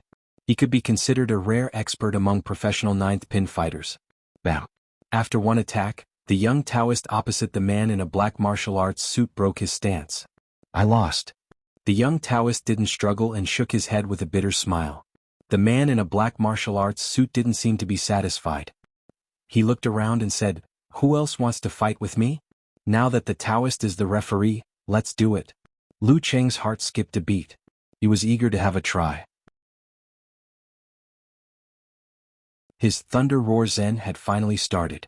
He really wanted to try out actual combat. As for his weak right arm, he could use it to defend. At this time, the man in a black martial arts suit with thick eyebrows and big eyes shouted again, who else wants to fight? Lu Qing exhaled and walked out of the crowd. He took off his clothes and said with a smile, me.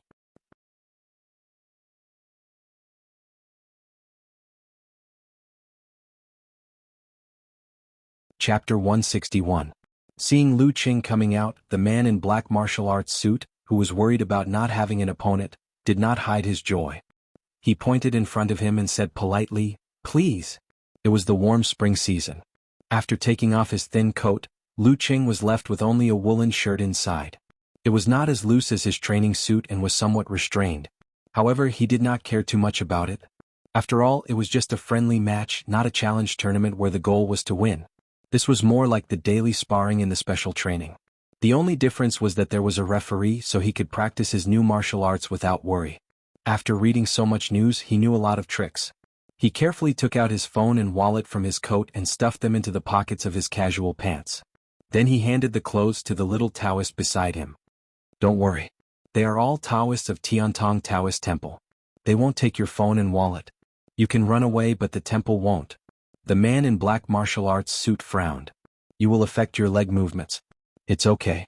It's just a competition. Lu Qing moved his body and said with a smile. If it was a challenge tournament, I wouldn't dare to fight. After all, my right arm is temporarily weak and can only be used as a support. Who would use one arm to fight a strong fighter of professional ninth pin?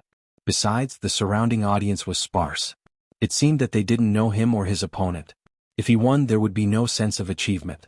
If he lost, it would be even less important. The man in black martial arts suit stopped persuading him. He observed Lu Qing's movements and asked, "Friend, what's your rank? Amateur or professional?" Only by knowing the opponent's level could he decide how much strength he could exert. A competition like this was meaningless after 2 or 3 moves. Lu Qing didn't want to play dumb. He said frankly, "Professional ninth pin." Probably. The man in black martial arts suit heard this and became excited. Good. I didn't expect him to be a master. Now I can fight to my heart's content. Well, judging from his appearance, his chi and blood are not strong enough to become fierce. He should have just entered professional ninth pin. After moving his body, Lu Qing stood in front of the man in black martial arts suit. They were about 4 meters apart. The middle-aged Taoist laughed. He didn't wave his hand like an official referee. He just shouted casually, "Begin." Lu Qing was about to shift his center of gravity and flash to the side of the man in black martial arts suit so that he could perform the Thunder Roar Zen in the best way. However, he suddenly saw his opponent bend his legs and shake his body. He leaped forward as if he was riding a 1,000-mile horse. Taking advantage of the horse's momentum, he fiercely shook his right arm and stabbed at Lu Qing. His leap was as quick as a clap of thunder, so fast that it was like a galloping horse. His punch carried the might and terror of a high-speed collision. Even with Lu Qing's current fighting mentality, he couldn't help but feel that his opponent was invincible and unstoppable.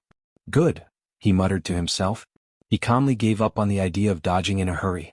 Suddenly, he pushed his feet inward and lowered his waist into a sitting position. Pah! Tiny cracks appeared on the bluestone ground.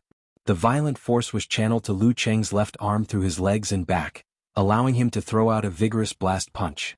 At the same time, he skillfully tightened the muscles in his hands, forearms, upper arms and shoulders. Thunder Roar Zen, attack against attack, breaking hard with hard. When the two fists just collided, the thundercloud in Lu Qing's mind suddenly struck down a bolt of lightning, bursting out with a deafening thunder. Boom! Lu Qing's tight muscles all opened up, giving off an explosive force in an instant. The first strike. Bang! His and the man in black martial arts suit's fists seemed to be frozen in the air for a moment. There seemed to be circles of ripples spreading out around them. Crack! The man in black martial arts suit took a step back and crushed a bluestone. He only felt that his head was buzzing and his chi and blood were tumbling. His body felt as if it was hit by an iron hammer. There was no part of his body that didn't feel uncomfortable. Tremor force? He has mastered tremor force? Fortunately, I used all my strength in the first strike and offset a lot of it. Otherwise, the effect wouldn't be so ordinary. While the man in black martial arts suit was in shock, Lu Qing also took a step back. He was forced to take a step back by his opponent's tremendous force like a horse charging at him. The bluestone ground where he landed had a spider web of cracks. His strength is indeed above mine. The thought flashed through Lu Qing's mind. Lu Qing took a deep breath and pounced on him fiercely again with the help of the rebound force. Taking advantage of his opponent's slight delay due to the shock, he swung his left arm again and tightened his muscles. The second strike of Thunder Roar Zen, unforgiving. Seeing this, the man in black martial arts suit endured the discomfort and took a deep breath. He stamped his feet and his temples suddenly bulged. It seemed that there was a flame in his body that broke out automatically and disappeared in the opposite direction. With this push, he threw out his right fist with a snap. Bang! The two fists collided. Lu Qing's thunder roar sounded again, like an interrogation. The man in black martial arts suit shook his body, churned his chi and blood, and shook his muscles, fascias and joints. Again. Lu Qing shouted secretly. He moved his right arm and beat the drum as if he was practicing in the morning. Another strike of thunder roar zen. The man in black martial arts suit knew that this kind of vibration force required constant control of the muscles in his body, which consumed a lot of physical strength. It was impossible to beat it continuously. Therefore he didn't panic. He clenched his teeth and visualized a giant frog swallowing and spitting at the moon. Gurgle, gurgle, gurgle. His internal organs seemed to be wriggling and making a loud sound to offset the vibration of his body. He raised his left arm in time to block Lu Cheng's right fist. Boom. His mind was buzzing as if there was thunder exploding. His qi and blood were churning so much that he wanted to vomit. However, he firmly held on to one idea in his heart and persevered. His opponent should have reached his limit, right? Good. Lu Cheng praised secretly and swung out his left arm again. The fourth strike of thunder roar zen. The man in black martial arts suit showed a rare look of astonishment. He could only summon his remaining strength to resist the vibration with the wriggling of his internal organs, muscles and fascias. He forced himself to raise his right arm. Bang. The right arm of the man in black martial arts suit was forcibly opened. His internal organs were all shaken and he lost control of his qi and blood. His muscles and joints were trembling but he could barely exert strength. Still not falling? Lu Cheng's expression was solemn. He tightened his right arm and threw another seabed burst punch at his opponent's lower abdomen. The fifth strike of thunder roar zen. Let's see how many times you can block. Bang. The man in black martial arts suit lowered his waist and stretched out his arms to block the blow. However, the sudden explosion made him feel like he was hit by a bomb. His whole body was shaken up and he tasted something sweet in his throat. He was almost injured because of the churning of his qi and blood. He felt as if his body was a large bell that had been struck 5 times with a mallet. His muscles, fascia, joints, blood, bone marrow and internal organs were all shaking with a clanging sound. His footsteps became unsteady as he staggered backwards, almost falling down. Lu Qing stopped. He felt that the 5 consecutive strikes of thunder roar zen were so satisfying that they could be described as unreasonable. Not convinced? Then let's do it again. Of course it was only him.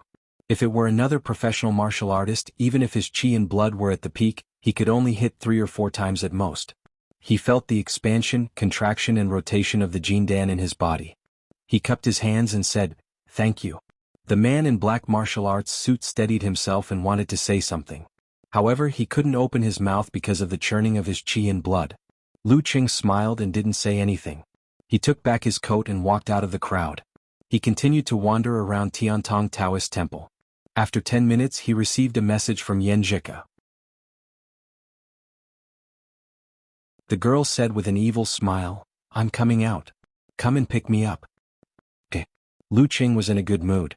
He put his phone back in his pocket and turned back to the entrance of the side yard. When he arrived at the gate of the front hall, he happened to see Yan Zhika walking out of the side yard with a fashionable young man beside her. "A relative? Cool, let's go hiking, okay? The scenery here is pretty good." Xie Tianke invited her ingratiatingly. Yan Zhika looked around and didn't answer. Suddenly, her eyes lit up when she saw Lu Cheng at the gate of the front hall. She smiled and said, "My boyfriend is here. You can find someone else to climb the mountain." She didn't wait for a response. She waved goodbye and trotted to Lu Cheng with light steps. Lu Cheng walked up and held the girl's delicate hand. He asked in a low voice, "Who is that?" Yan Zhika didn't turn around. She said pitifully, "A child of a family friend of mine. When I was young I called him brother. This time his family came with my uncle. It's super embarrassing." A blind date?" Lu Cheng asked with mixed feelings. "Not really. We just happened to meet. Hey, he confessed to me 2 years ago. So it's a little awkward to see him. Hey, why can't we be good friends?" Yan Zhika sighed. Then she rolled her eyes and looked at Lu Cheng mischievously. "Cheng, are you jealous?" "No." Lu Cheng blushed and hurriedly denied. Yan Zhika chuckled and seemed to be very happy. She said with shallow dimples, "I'm still young. My parents don't want me to date in college. There won't be any blind dates in the next few years. When we get there, I'll take you back directly." She stopped abruptly and looked to the side with a slight blush. "Boyfriend?" Xie Tianke stared blankly at the back of Yan Zhika and Lu Cheng walking hand in hand to the front hall. He felt a sense of loss, bitterness and unwillingness. The childhood sweetheart that she had watched grow up was snatched away just like that? Could this little girl has a boyfriend? At this moment, a low voice woke him up. He turned his head to look and found that his father was standing behind him at some point in time. He muttered blankly, "Dad?" Xie Qingzhen was slender and elegant. He chuckled and said, "I came out to burn incense and happened to see you. Jianghu, why are you so depressed? Is this all that a man can do? So what if Ku has a boyfriend? You have to show her your strengths and work hard to make yourself more outstanding. Sooner or later she will compare you to her. How many boyfriends in college can last until the end?" Xie Tianke nodded thoughtfully. When he was about to express his determination, he suddenly saw Xie Tianshu in a black martial arts suit coming back. His brother was a typical martial arts fanatic. After arriving at Tiantong Taoist Temple, he did not do anything else but went straight to the Taoist priest. However, he could not catch up with his brother's martial arts level. "What's wrong?" Xie Tianshu saw his brother's expression and asked casually. Xie Tianke sighed and pointed to the front hall door. He said in a low voice, "Ku has a boyfriend." "Boyfriend?" Xie Tianshu looked over and was stunned. He blurted out, "Him? I just had a match with him." Xie Qingzhen and Xie Tianke were stunned. They looked at Xie Tianshu blankly, waiting for him to continue. Xie Tianshu took a deep breath and said in a low voice, "I lost."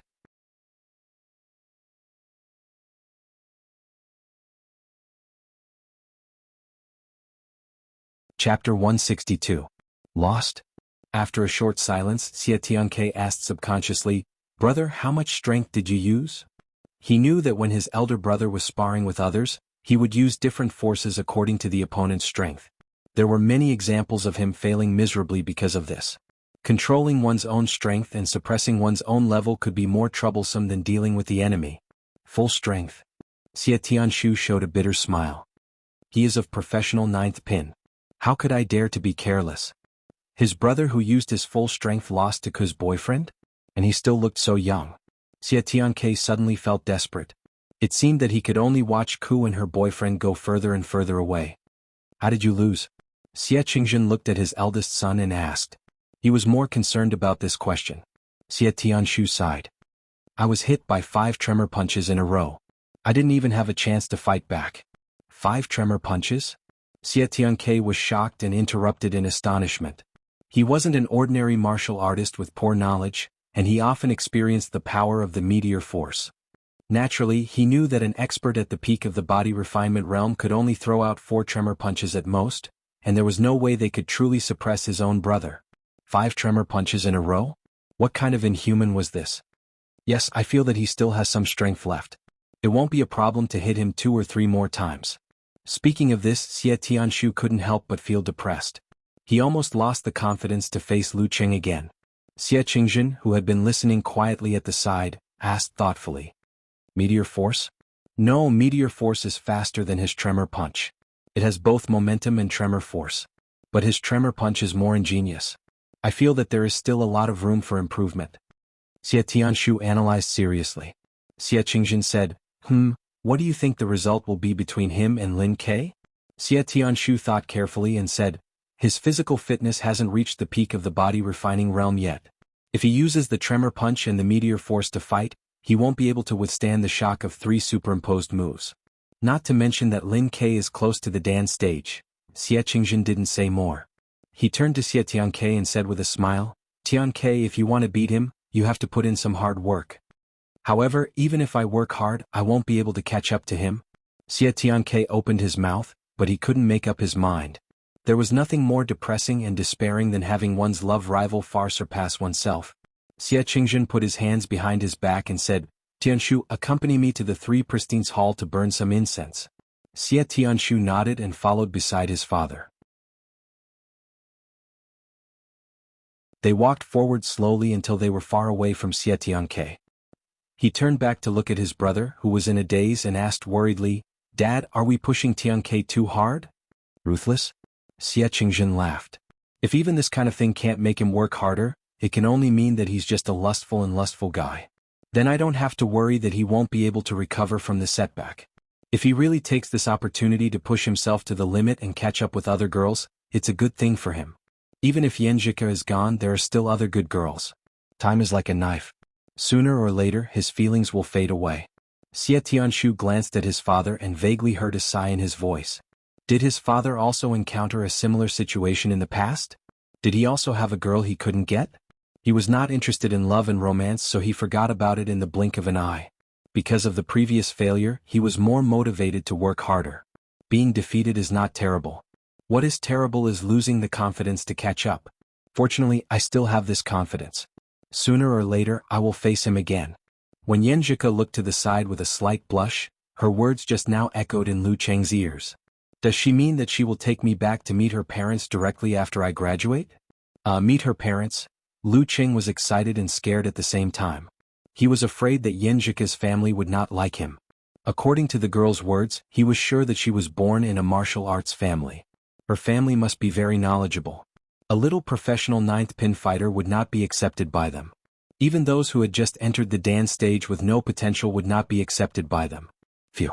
Lu Cheng suddenly felt a sense of crisis and urgency.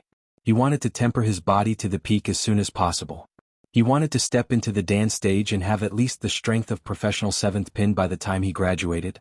Only in this way could he successfully win the girl's heart.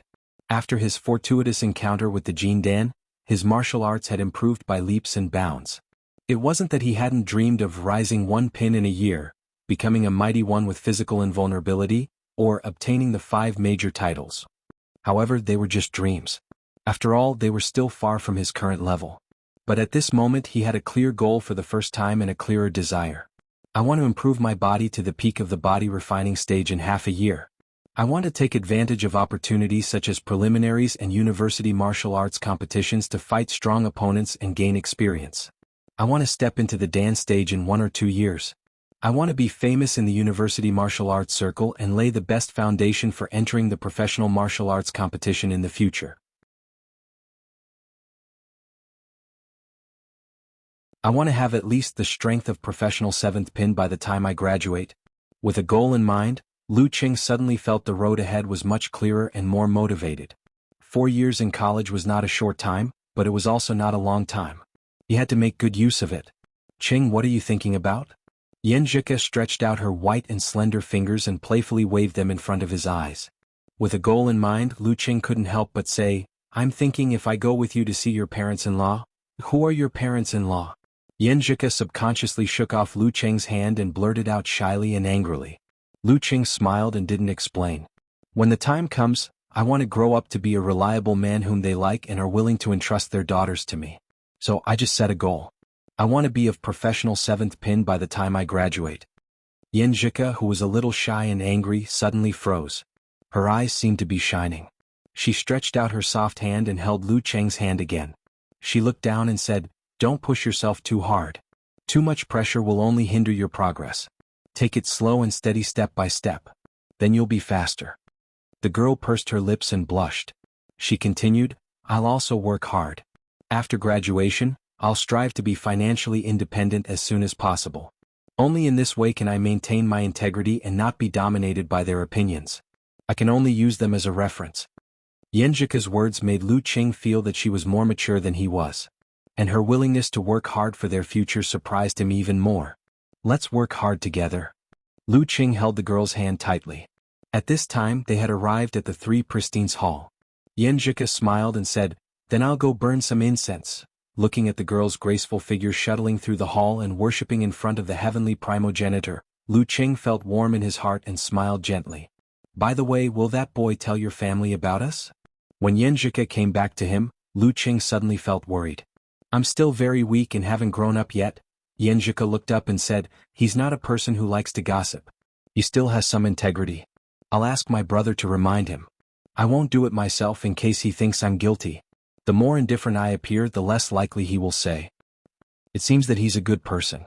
Lu Cheng asked deliberately. How could he not know about this love rival who often met his girlfriend? He's not that bad. He's just a little lazy. In this aspect, his brother is much better than him. He's a real martial arts fanatic and is especially devoted to martial arts. Everywhere he goes, he will definitely find someone to practice with. He's also very strong, maybe just a little bit weaker than my brother. When I was young, I especially admired them both. Yanjika answered casually. Lu Cheng was a little jealous. What about now? Now, Yanjika suddenly felt something was wrong. Her eyebrows curved and she said with a smile, "Qing, I just found out today that you're very jealous." Cough. Lu Qing blushed again. He imitated Yanjika and looked to the side. "Maybe it's because I care too much? I won't like someone just because he's good at martial arts and has potential." Yanjika hummed. Lu Qing's heart skipped a beat. He asked in a low voice, "Then why do you like me?" Yanjika pulled a long face and said, "Because you're stupid." After saying that, she couldn't help but laugh out loud. Her voice was thin and clear. Lu Qing also laughed for a while. His little jealousy disappeared. Only now did he wake up and said thoughtfully, "That guy likes to practice with others? Then I should have just had a fight with him." "What?" Yanjika didn't understand at first. She blinked and asked, "Didn't I just learn Thunder Roar Zen? I was just a little excited so I had a fight with him." Lu Qing explained. He had already told his girlfriend that his arm was healed and he had learned Thunder Roar Zen. He also took the opportunity to tell her that Coach Shi was testing him. Once he passed, he would be an official disciple. "Your hand?" Yanjika looked at Lu Qing from head to toe. She was worried. Lu Qing hurriedly said, "Don't worry. I was careful. I used my left hand to beat him until he could only parry. Then I used my right hand." Hearing his words, Yanjika immediately understood that her boyfriend had won. She was very surprised and proud. "How many times did you hit him with Thunder Roar Zen?" "Five." Lu Qing smiled and made a hand gesture. When Lu Qing went back to the dormitory and sat in front of the computer, he seemed to still smell the girl's sweet fragrance at the tip of his nose. He hummed a light song and opened the mailbox to check the information sent by Geezer Shi. The information of his opponent in next week's preliminaries. Lu Qing couldn't help but say to himself, "Kind of interesting." This time his opponent was called Mingwei Martial Arts School, also known as One-Man Team. Their leading fighter was called Peng Qingguang. He was 24 years old and stepped into professional ninth pin 3 years ago. It was the age when one was full of vigor and vitality and had the best physical quality. It could be said that he had no shortcomings in any aspect. According to the information, if he was ranked in the top 10 of Songqing professional ninth pin, he would definitely be one of them.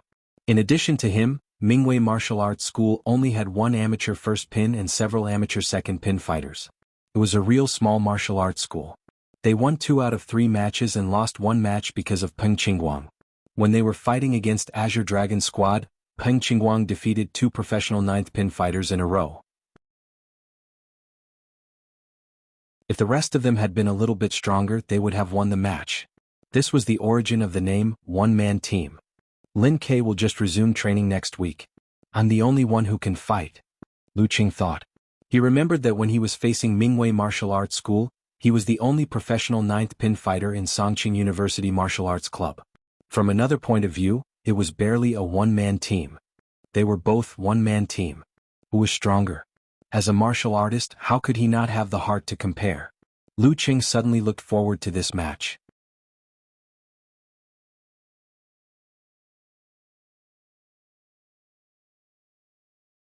Chapter 163. While Lu Qing was watching Peng Qingguang's match video, Yanjika sent him a message. "Qing, are you looking at the information?" "Yeah." Lu Qing replied with a snickering emoji. "Me too." Yanjika replied with a snickering emoji. There was no need for superfluous words. In this short conversation, Lu Qing felt a kind of tacit understanding and a faint warmth that made him reminisce about it. His QQ chat window and the match video window were on one side of the screen, as if they had been adjusted long ago. At this moment, his fingers were moving quickly and he sent a sitting and listening emoji. "Coach Yan, what do you think of Peng Qingguang?" Yanjika used her favorite emoji of crossing her hands and supporting her chin and said, "Peng Qingguang is at the peak of the body refining stage. His body hasn't deteriorated, and his qi and blood haven't declined. He has no shortcomings in strength, speed, skills, and experience. He is calm enough, mature enough, and brave enough to seize the opportunity and take risks. Moreover, his punches and kicks are beginning to show some signs of withdrawing. He may only have one problem, which is that the martial arts he inherited are too common. Yeah, although Jiuyang Punch and Jiuyang Godly Punch only differ by one word, their essence is completely different." Thinking of this, Lu Qing couldn't help but laugh. Mingwei Martial Arts School was indeed too small and too common. This could be seen from the fact that there were many martial arts schools with this name. Lu Qing remembered that there was one in Xiushan. Peng Qingguang was an orphan adopted by the old master of Mingwei Martial Arts School. They called each other master and disciple. After the old master was seriously injured in a challenge tournament and died at an early age, Peng Qingguang carried the heavy burden of the martial arts school on his tender shoulders as a 16-year-old boy. Step by step he reached where he was today. Relying only on Jiuyang Punch and the beginner still stance he bought, he became a powerful body-refining stage master in Songqing. In these years, many martial arts schools and martial arts families valued him. Some wanted to take him as a disciple and some wanted to invite him to join them. However, he rejected all of them. Many people thought that he was the next Liang Yifan. He was waiting for the right time to seize an opportunity and become a dragon. Lu Qing laughed at the imitation of Jiuyang Punch, but he wouldn't underestimate Peng Qingguang. While watching Peng Qingguang's match video, he discussed various details with Yan Zhika. When he was about to fall asleep, he finally confirmed one thing. Apart from Wei Xingtian, a Dan stage master, Peng Qingguang was probably the strongest opponent he had ever encountered. And this time, there was no Lin Ke to share the burden. The next morning, before dawn, Lu Qing had already arrived at his usual spot beside Weishui Lake. Geezer Shi appeared 5 minutes later than him. As usual, he was humming an unpleasant and off-key Chinese opera. "Have you seen the information?" He chuckled. "Yes, I have." Lu Qing answered honestly. "Do you have the confidence to defeat Peng Qingguang?" Geezer Shi asked leisurely. Although Lu Qing was looking forward to this match and had the desire to fight, he was not blindly arrogant. He thought for a while and said, "If Peng Qingguang can continuously resist Thunder Roar Zen, then I have the confidence to defeat him." Obviously, Peng Qingguang was not that stupid. With his experience and physical quality, he might not be obviously stiff after being hit by Thunder Roar Zen. Besides, he had encountered similar martial arts in the past, so he might be able to forcibly stop the vibration once or twice. Lu Qing's physical quality was still inferior to his brother-in-law's. In this kind of martial arts that relied on tight muscles to burst out instantly instead of the rebound of legs and feet to push the whole body forward, the gap was quite obvious. "Hey, you didn't say anything," Geezer Shi said grumpily. Then he took out 2 neatly folded papers and handed them to Lu Qing. Lu Qing took them and unfolded them. He found that they were actually 2 visualization diagrams. This was a necessary thing to practice advanced martial arts. The entry-level visualization of the congealing water and lightning fire stance, as well as the brutal blizzard and mega avalanche, were relatively easy.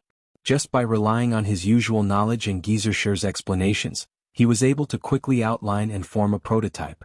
However, it was absolutely impossible to master the more advanced visualization methods. One had to have a visualization diagram or understand the corresponding nature. Other than that, there was no other way. Of the 2 diagrams in Lu Qing's hands, one was a plain covered with ice and snow, drawn in a freehand style. But when he saw it, he felt that it was bone-chilling and boundless. The other one was a scene of a frozen river, drawn with fine brushstrokes. Even the lines of the waves condensing into ice were presented one by one, which made people feel the surging force and the more terrifying freezing intent contained in it. For a moment, Lu Qing felt that his hands were cold, as if he had directly touched 1,000-year-old ice. He almost shook his arms and threw the visualization diagram away. Cough. As Geezer Shi coughed, the illusion disappeared and the bone-chilling cold disappeared. First, look at the freezing sky and earth diagram and grasp the essence and charm. Remember which muscles, fascia, and internal organs it affects in the still stance visualization, and remember what changes they have. Then, under the condition that you don't do visualization, you repeatedly grasp them. When it comes to actual combat, visualize the frozen river diagram in your mind and use it to promote your supernatural ability of frost. Then, combine the subtle changes in your body that you have mastered and you can use the Ice X Frost Force. Geezer Shi explained, "Of course, it's still miles away from my Ice Spirit Force." Speaking of this, he smiled and said, "Don't look down on it and think it's easy.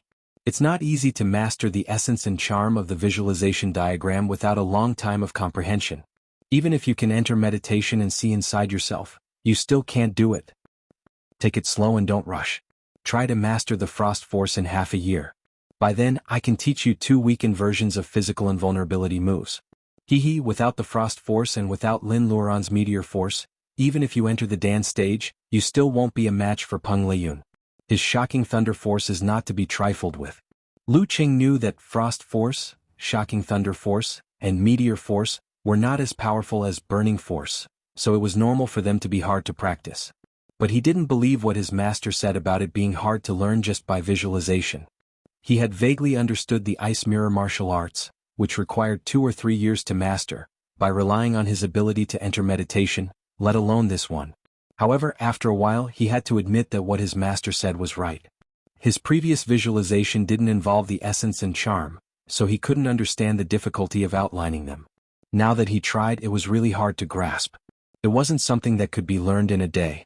After taking another look at the visualization diagram, Lu Qing more or less understood what the so-called essence and charm were.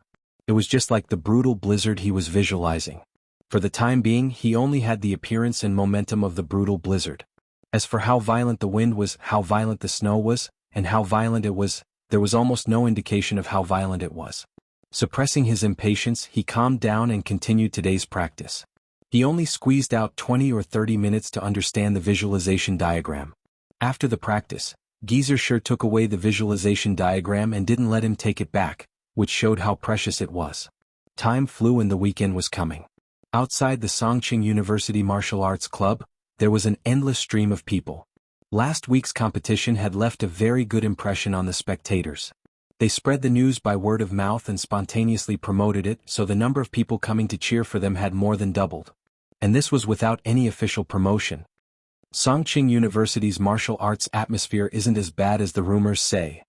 A stocky man with arms crossed in front of his chest and quietly watched the entrance of the stadium. He sighed with emotion to his companions beside him. On a cold spring day he only wore a black t-shirt, his legs stretched tight against his jeans.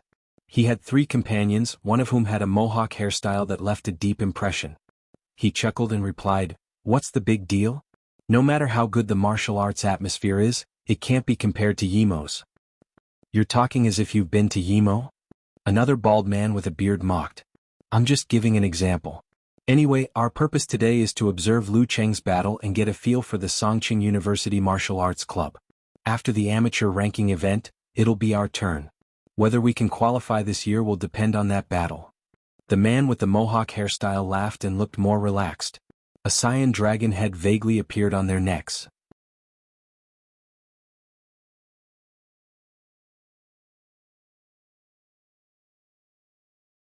Chapter 164. The sky was dark and gloomy. A spring rain was brewing, forcing the Songqing University Martial Arts Arena to turn on the lights in advance and illuminate the entire arena.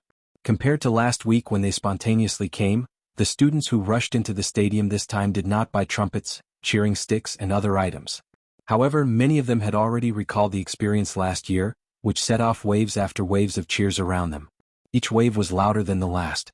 Hearing Songqing University, Mo Zitsong, the captain of Azure Dragon Squad, couldn't help but sigh.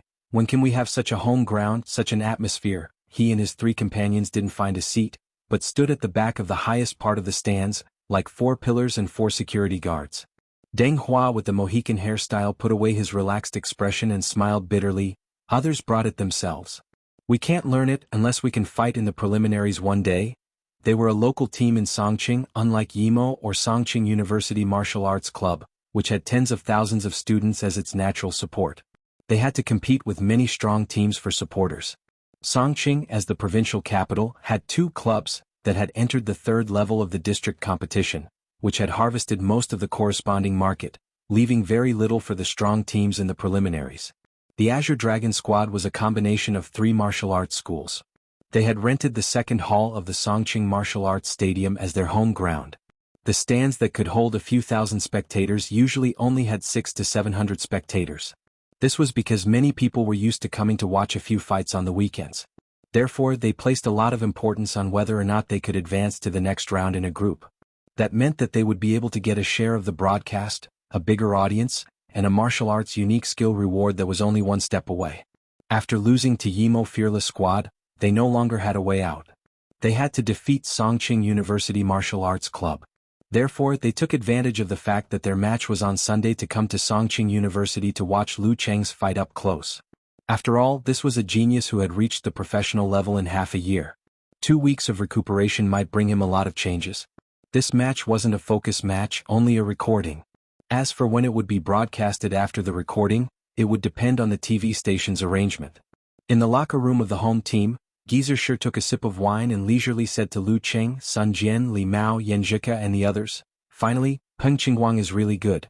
If he can get some good martial arts, it won't be a big problem for him to reach Dan stage in a year.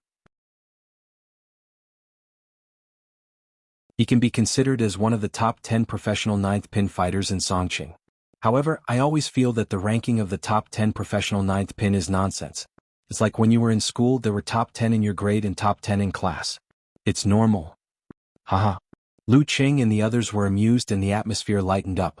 Although they had all been caught by Coach Shi in one fell swoop and placed in the bad students category, who could refute his words given his status as a mighty one with physical invulnerability? Geezer Shi was very satisfied with the effect of his words. He said proudly, "Sun Jian, Li Mao, you two fight one after the other. Apart from Peng Qingguang, Gao Rao, Zhang Ying, Chu Yu and Lu Wei of Mingwei Martial Arts School are not much worse than you. Go all out and don't worry." Lu Cheng laughed and raised his hand. "Coach Shi, you're giving me a lot of pressure." Yanjika, who was beside him, had been covering her mouth and laughing. Li Mao also relaxed. Pressure. Geezer Shi wouldn't say that he was giving pressure on purpose. He laughed and said, "I remember that this is your first fight on home ground, right?" Lu Cheng was stunned and nodded seriously. "Yes. Indeed, I almost forgot. This is my first fight on behalf of Songqing University Martial Arts Club in our school." Geezer Shi nodded slightly and pointed outside. "Listen carefully." The locker room fell silent immediately. Lu Cheng listened carefully and heard the familiar shouts. He heard the waves of voices that had brought him great shock. He heard the roars that had left a deep impression on him. Songqing University. Songqing University. Songqing University. Songqing University. This time they were crying for him. "Did you hear that?" Geezer Shi asked with a smile. "Yes." Lu Cheng nodded hard. Geezer Shi chuckled and asked again, "Do you feel pressured?" "Yes." Lu Cheng didn't hide his slight trembling. His left hand felt Yanjika's delicate palm. Geezer Shi's expression suddenly became serious. He said in a low voice, "Do you want to win?" The shouts echoed in Lu Cheng's ears. Suddenly his blood surged in his chest. He shouted loudly, "Brother Lu." "Yes." In the locker room of the away team, Peng Qingguang sat on a bench and looked at his junior brothers and sisters. He smiled slightly and said, "Why do you look like you've made a mistake?" He was wearing a dark gray martial arts suit and had a crew cut. His facial features were quite ordinary but he had a calm temperament. He looked unusually capable. Zhang Ying, who had a baby face, bit her lower lip and said, "Senior brother, we always feel like we're a burden to you. After our master passed away, you were the one who supported the martial arts club and prevented us from returning to the orphanage. But we not only failed to repay you but also caused you to fail again and again. For several years we couldn't advance in the group stage and get the martial arts unique skill reward. Senior brother, if you were willing to join other teams, you would have gotten a good martial arts skill and advanced to the Dan stage long ago. We're so useless. We're only a burden." Gao Rao, who had long arms and legs, said a little self-deprecatingly. Peng Qingguang stretched out his hand and said, "You don't have to say any more. I promised our master that I would make the martial arts club flourish and give you all a good future. This is my own choice. It has nothing to do with you. Besides, if I want to make the martial arts club flourish, I definitely can't rely on myself. I need your help. After all, one hero needs 4 helpers, right? Don't worry too much about this preliminaries. Our purpose is to use this opportunity to train ourselves. Of course it's good to win, but it doesn't matter if we lose. With this kind of experience, maybe next year or the year after, some of you will become professional fighters. At that time, if we work together, we won't be afraid that we can't advance. I'm still young. I can wait." Hearing that, Gao Rao put away his guilt and said worriedly, "Senior brother Lu Cheng from Songqing University Martial Arts Club should be able to fight today. You have to be careful." Hearing this, Chu Yu, who was next to him, said, "Senior brother Gao, Lu Cheng is strong, but there's still a big gap between him and senior brother. It's said that his physical fitness has just reached the level of professional ninth pin. But he has mastered the mercurial balance and his physical strength is abnormal." Lu Wei was also a little worried. Peng Qingguang stopped the quarrel between his junior brothers and sisters and nodded with a smile. "Lu Cheng is indeed very strong. He's an enemy that we have to look up to. In front of such a strong opponent, I should be modest and say that I'll be happy if I win, but it's also worth it if I lose. But I can't say it." Speaking of this, he touched his left chest and said, "The more I face such a strong opponent, the more it beats telling me." He stood up suddenly and said with a strong aura, "I want to win." After the arrangement, Geezer sure let Lu Cheng and the others move freely and wait for the fight. Lu Cheng wanted to close his eyes and rest for a while before warming up. But he saw Yin Zhika take out her phone and press the buttons quickly. Buzz. His phone in his pocket rang. He took it out and saw a message from the girl. She said with a pitiful voice, "I'm so angry." "What's wrong?" Lu Cheng said with an emoji touching the head. "I'm just kidding." Yin Zhika replied with a blushing emoji. "I'm just a little disappointed. I thought I would have a chance to fight today. I always feel that with the ability to pull the center of gravity and listening skill, I'm not much worse than senior brother Sun Jian and senior brother Li Mao. Squatting and drawing circles in the corner, am I too proud? Complacent? If it was Kai Xiaoming who said this, Lu Qing would definitely reply, "You're so full of yourself after winning one fight." But facing his girlfriend, he would definitely say something different. You're between the level of amateur second and third pin. You're close to them, but you're still lacking in actual combat experience. Yes. I'll improve my actual combat experience in next week's amateur ranking event. Yin Zhika replied with an emoji with bright eyes. It was the first amateur ranking event of the year again. Lu Qing unconsciously smiled again. Which pin are you going to register for? Amateur second pin. One must have a goal. Yin Zhika sent an emoji with a red scarf wrapped around her head. Hey, I think I said something like that before, but at that time my goal was amateur fifth pin. Yeah. Lu Qing also recalled the past. I thought it was too bold to register for amateur seventh pin at that time. But now. Yin Zhika sent an emoji with tears streaming down her face. Without waiting for Lu Cheng's reply, she sent another message. Close your eyes and rest. Don't look at your phone. If you don't perform well, don't think about doing that this week. It was you who sent the message first. Lu Cheng criticized in his mind and replied with a frightened emoji. Yes, Coach Yin. Seeing her boyfriend put down his phone and obediently closed his eyes to rest, Yin Zhika felt sweet in her heart. She was about to do the same, but suddenly found the door of the locker room opened and Lin Kei walked in. Cousin is so late today. She was surprised to see Lin Kei expressionlessly gesturing to her to look at her phone. Look at my phone? When Yin Zhika's eyes moved downwards, she felt the vibration of her phone and saw the message from Lin Quebec. Last week at Tiantong Taoist Temple, not only Xia Tiankei saw you and Lu Cheng, but also Uncle Xia. He mentioned it when he visited Grandpa this week. Your mother just called me and asked me if this was true. This? Yin Zhika's body suddenly trembled and she felt as if her heart had stopped beating.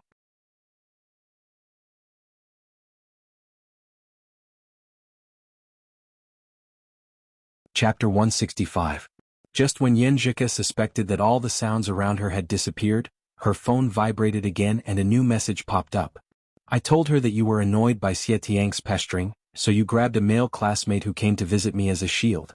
You rehearse your lines yourself. Phew. Yin Zhika heaved a sigh of relief and relaxed. She could hear the rapid beating of her heart and feel the blood gushing to her face. Brother, can't you finish it in one breath? You scared me to death. She vented her emotions with words. Lin Kei quickly replied, I felt the same when I received your mother's call. So you want me to experience it too? Yin Zhika didn't know whether to laugh or cry. She only felt that her cousin's dry humor was not something normal people could bear. She used 6 ellipses to express her feelings. Lin Kei said to himself, if your mother takes this matter seriously, she may fly directly to see you. You have to pay attention to the same words as the people around you. Also, don't get close to Lu Cheng in places that are easily discovered.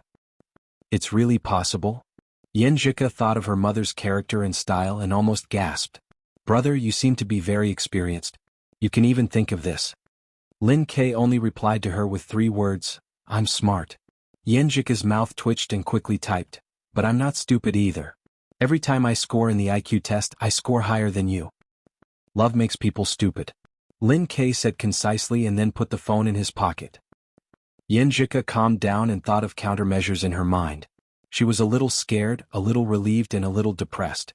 After a while, Lu Qing recovered and opened his eyes. He got up and practiced the routine.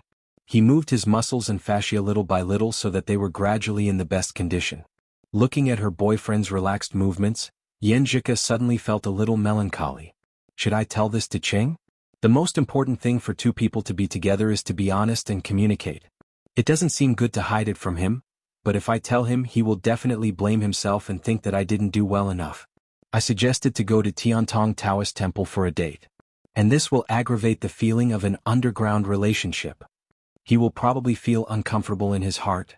While Lu Qing was hesitating and struggling, he finished his warm-up. He turned around and asked in a low voice, "Ku, what are you thinking about?"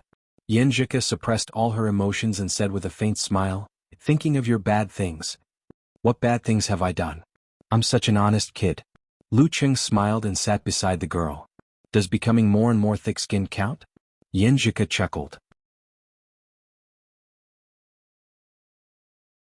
After talking to Qing, my mood seemed to improve. Moreover, I had never lied to my parents before, but the first thing I thought about was lying. Am I falling deeper and deeper? Lu Qing and Yanjika chatted for a while before they realized that Lin Ke had arrived. When they nodded to greet him, he suddenly felt that his brother-in-law seemed a little different from before. In the past, Lin Ke was silent, reserved, and cold. But now he had a sense of quiet. Quiet, calm, and tranquil. Had he touched the edge of the dance stage? Lu Qing guessed thoughtfully. He was happy for his brother-in-law and wanted to work harder. He couldn't let him widen the gap between them. As a martial artist, how could he not have the heart to compete for supremacy? While he was thinking, Geezer stood up and clapped his hands. "Okay, let's go. Let's go and wait for our opponent." Lu Qing, Yanjika, Sun Jian, and the others looked at each other and put their hands together. Then they shouted in unison, "Victory!" When they stepped out of the locker room, a deafening shout suddenly erupted in their ears. Songqing University. The superimposition of 2,000 to 3,000 voices in the stadium created a storm that reverberated in the stadium. Lu Qing's body trembled with excitement. Then he heard a new shout. "Lu Qing! Lu Qing! They all know my name?" Lu Qing and Yanjika looked at each other and couldn't help but feel excited. Then a new wave of shouts came, "Come on, Lu Qing!" The students who crowded into the martial arts stadium to watch the fight, as long as they were not the kind who were invited by others, would more or less check the relevant information in advance. From the results of several rounds of preliminaries, they unexpectedly found that the martial arts club had one more main force, one more pillar, and one more brilliant unranked master. At this time they couldn't help but shout. This year the martial arts club had a chance. Whether it was the preliminaries or the university martial arts competition in the second half of the year. Lu Qing's scalp tingled when he heard the shouts. He felt so good that he couldn't wait to rush to the arena and fight 300 rounds with Peng Qingguang. A gentleman would die for his bosom friend. He waved his hand reservedly, and got more shouts and warm welcome in return. Feeling a little tipsy, he, Yanjika, and the others sat in the seats of the home team and heard Geezer say, "The order of the Mingwei Martial Arts Club is still the same. Gao Rao is the first, Zhang Ying is the second, and Peng Qingguang is the third." Gao Rao was an amateur first pin fighter, and Zhang Ying was an amateur second pin fighter. Their boxing skills were not bad, but because Jianghu boxing was very ordinary, they didn't have any trump cards or short burst abilities. Overall, they could be called mediocre. Seeing the referee waving to them, Sun Jian stood up and smiled to Lu Qing and the others. "Today we don't have to worry about not being able to fight all the time." After he finished speaking, he raised his fist and gave himself a pep talk before walking towards the ring. At this time, because of the list on the big screen, new words echoed in the martial arts stadium. "Sun Jian. Come on." Sun Jian's blood was boiling and he seemed to be secreting adrenaline. Instinctively, he wanted to recall the feeling of challenging the great Demon King in the previous competition and find his best condition. However, some things would only erupt under certain circumstances. Now that he wanted to try again, time had passed and it would be difficult to recreate it again. However, he was more barbaric and unreasonable than before. His pace was getting faster and faster and he had already climbed the stone steps. On the other side, Gao Rao left his seat and walked to the arena along the path of brilliance. When he was about to reach the stone steps, he couldn't help but look back at his senior brother who was sitting calmly. "This time I won't be a burden anymore." He secretly clenched his fist and gritted his teeth. In the first 3 rounds he lost all 3. Even when he fought against the Dream Squad, he lost to Feng Xiaoquan. He was full of self-blame and didn't want to be a burden to his senior brother again. He wanted to have an outbreak. On the arena, Sun Jian and Gao Rao stood opposite each other. The referee said with a serious face, Fourth round of preliminaries, Songqing University Martial Arts Club vs Mingwei Martial Arts Club. First round, Sun Jian vs Gao Rao. 3 minutes of conversation time starts. Gao Rao closed his eyes and adjusted his mood and body. He planned to turn a deaf ear to the enemy's words. Sun Jian belonged to the gentle type, and his family education was very strict. He was probably the last few in the martial arts club when it came to swearing. At this time, when he saw that his opponent didn't want to talk to him, he was happy to save his mind and energy. He seized the last moment to repeatedly think about how to attack. Tick-tock, tick-tock, tick-tock. Time passed quickly. The referee raised his right hand and waved it down. Start. As soon as he heard the referee, Sun Jian, who was already prepared, bulged his thigh muscles and jumped down. He used the force to pounce forward like a nimble leopard pouncing on its prey. As soon as he got close, he shook his shoulder and sent out his right arm. He opened his 5 fingers and grabbed Gao Rao like a bird of prey. Flower-splitting willow hand. Gao Rao was cautious and didn't give his opponent a chance to grab him. He leaned back on his left side, clenched his right hand into a fist, and punched out horizontally to block the attack. But just as he was about to touch the flower-splitting willow hand, Sun Jian's left fist seemed to have been ready for a long time. His muscles bulged and shot out like a bolt of lightning, leaping toward his abdomen like a viper. The right hand grabbing was a feint, while the left fist was a real punch. This was the attack that Sun Jian had been planning for several days. Gao Rao's posture was awkward. He could only swing his left arm back and punch down to block in a hurry. Bang! He didn't use enough strength to block and was bounced back by Sun Jian's fist. If he hadn't shrunk his abdomen in time, he would have been in a more embarrassing situation. Sun Jian took advantage of this rebounding force, twitched his thigh and kicked out his right foot, launching the brutal blizzard of the 24 blizzard strikes. Seeing this scene, Peng Qingguang sighed and said, "Little Rao's burden is too heavy. He wants to win too much and is afraid of losing." Facing the enemy's attack, he was too conservative and ended up in a passive position. Zhang Ying, Chu Yu and Lu Wei were stunned. They understood that eldest senior brother was not only talking about Gao Rao, but also reminding them. You're tuning in to the Han Li's Wuxia Adventures YouTube channel. We're so grateful for your support and don't forget to subscribe to join us on this incredible journey through captivating stories. Your generosity through donations truly makes a world of difference, as it's the primary source of revenue that allows me to expand and enhance this channel for you. Thank you from the bottom of my heart for being a part of this adventure.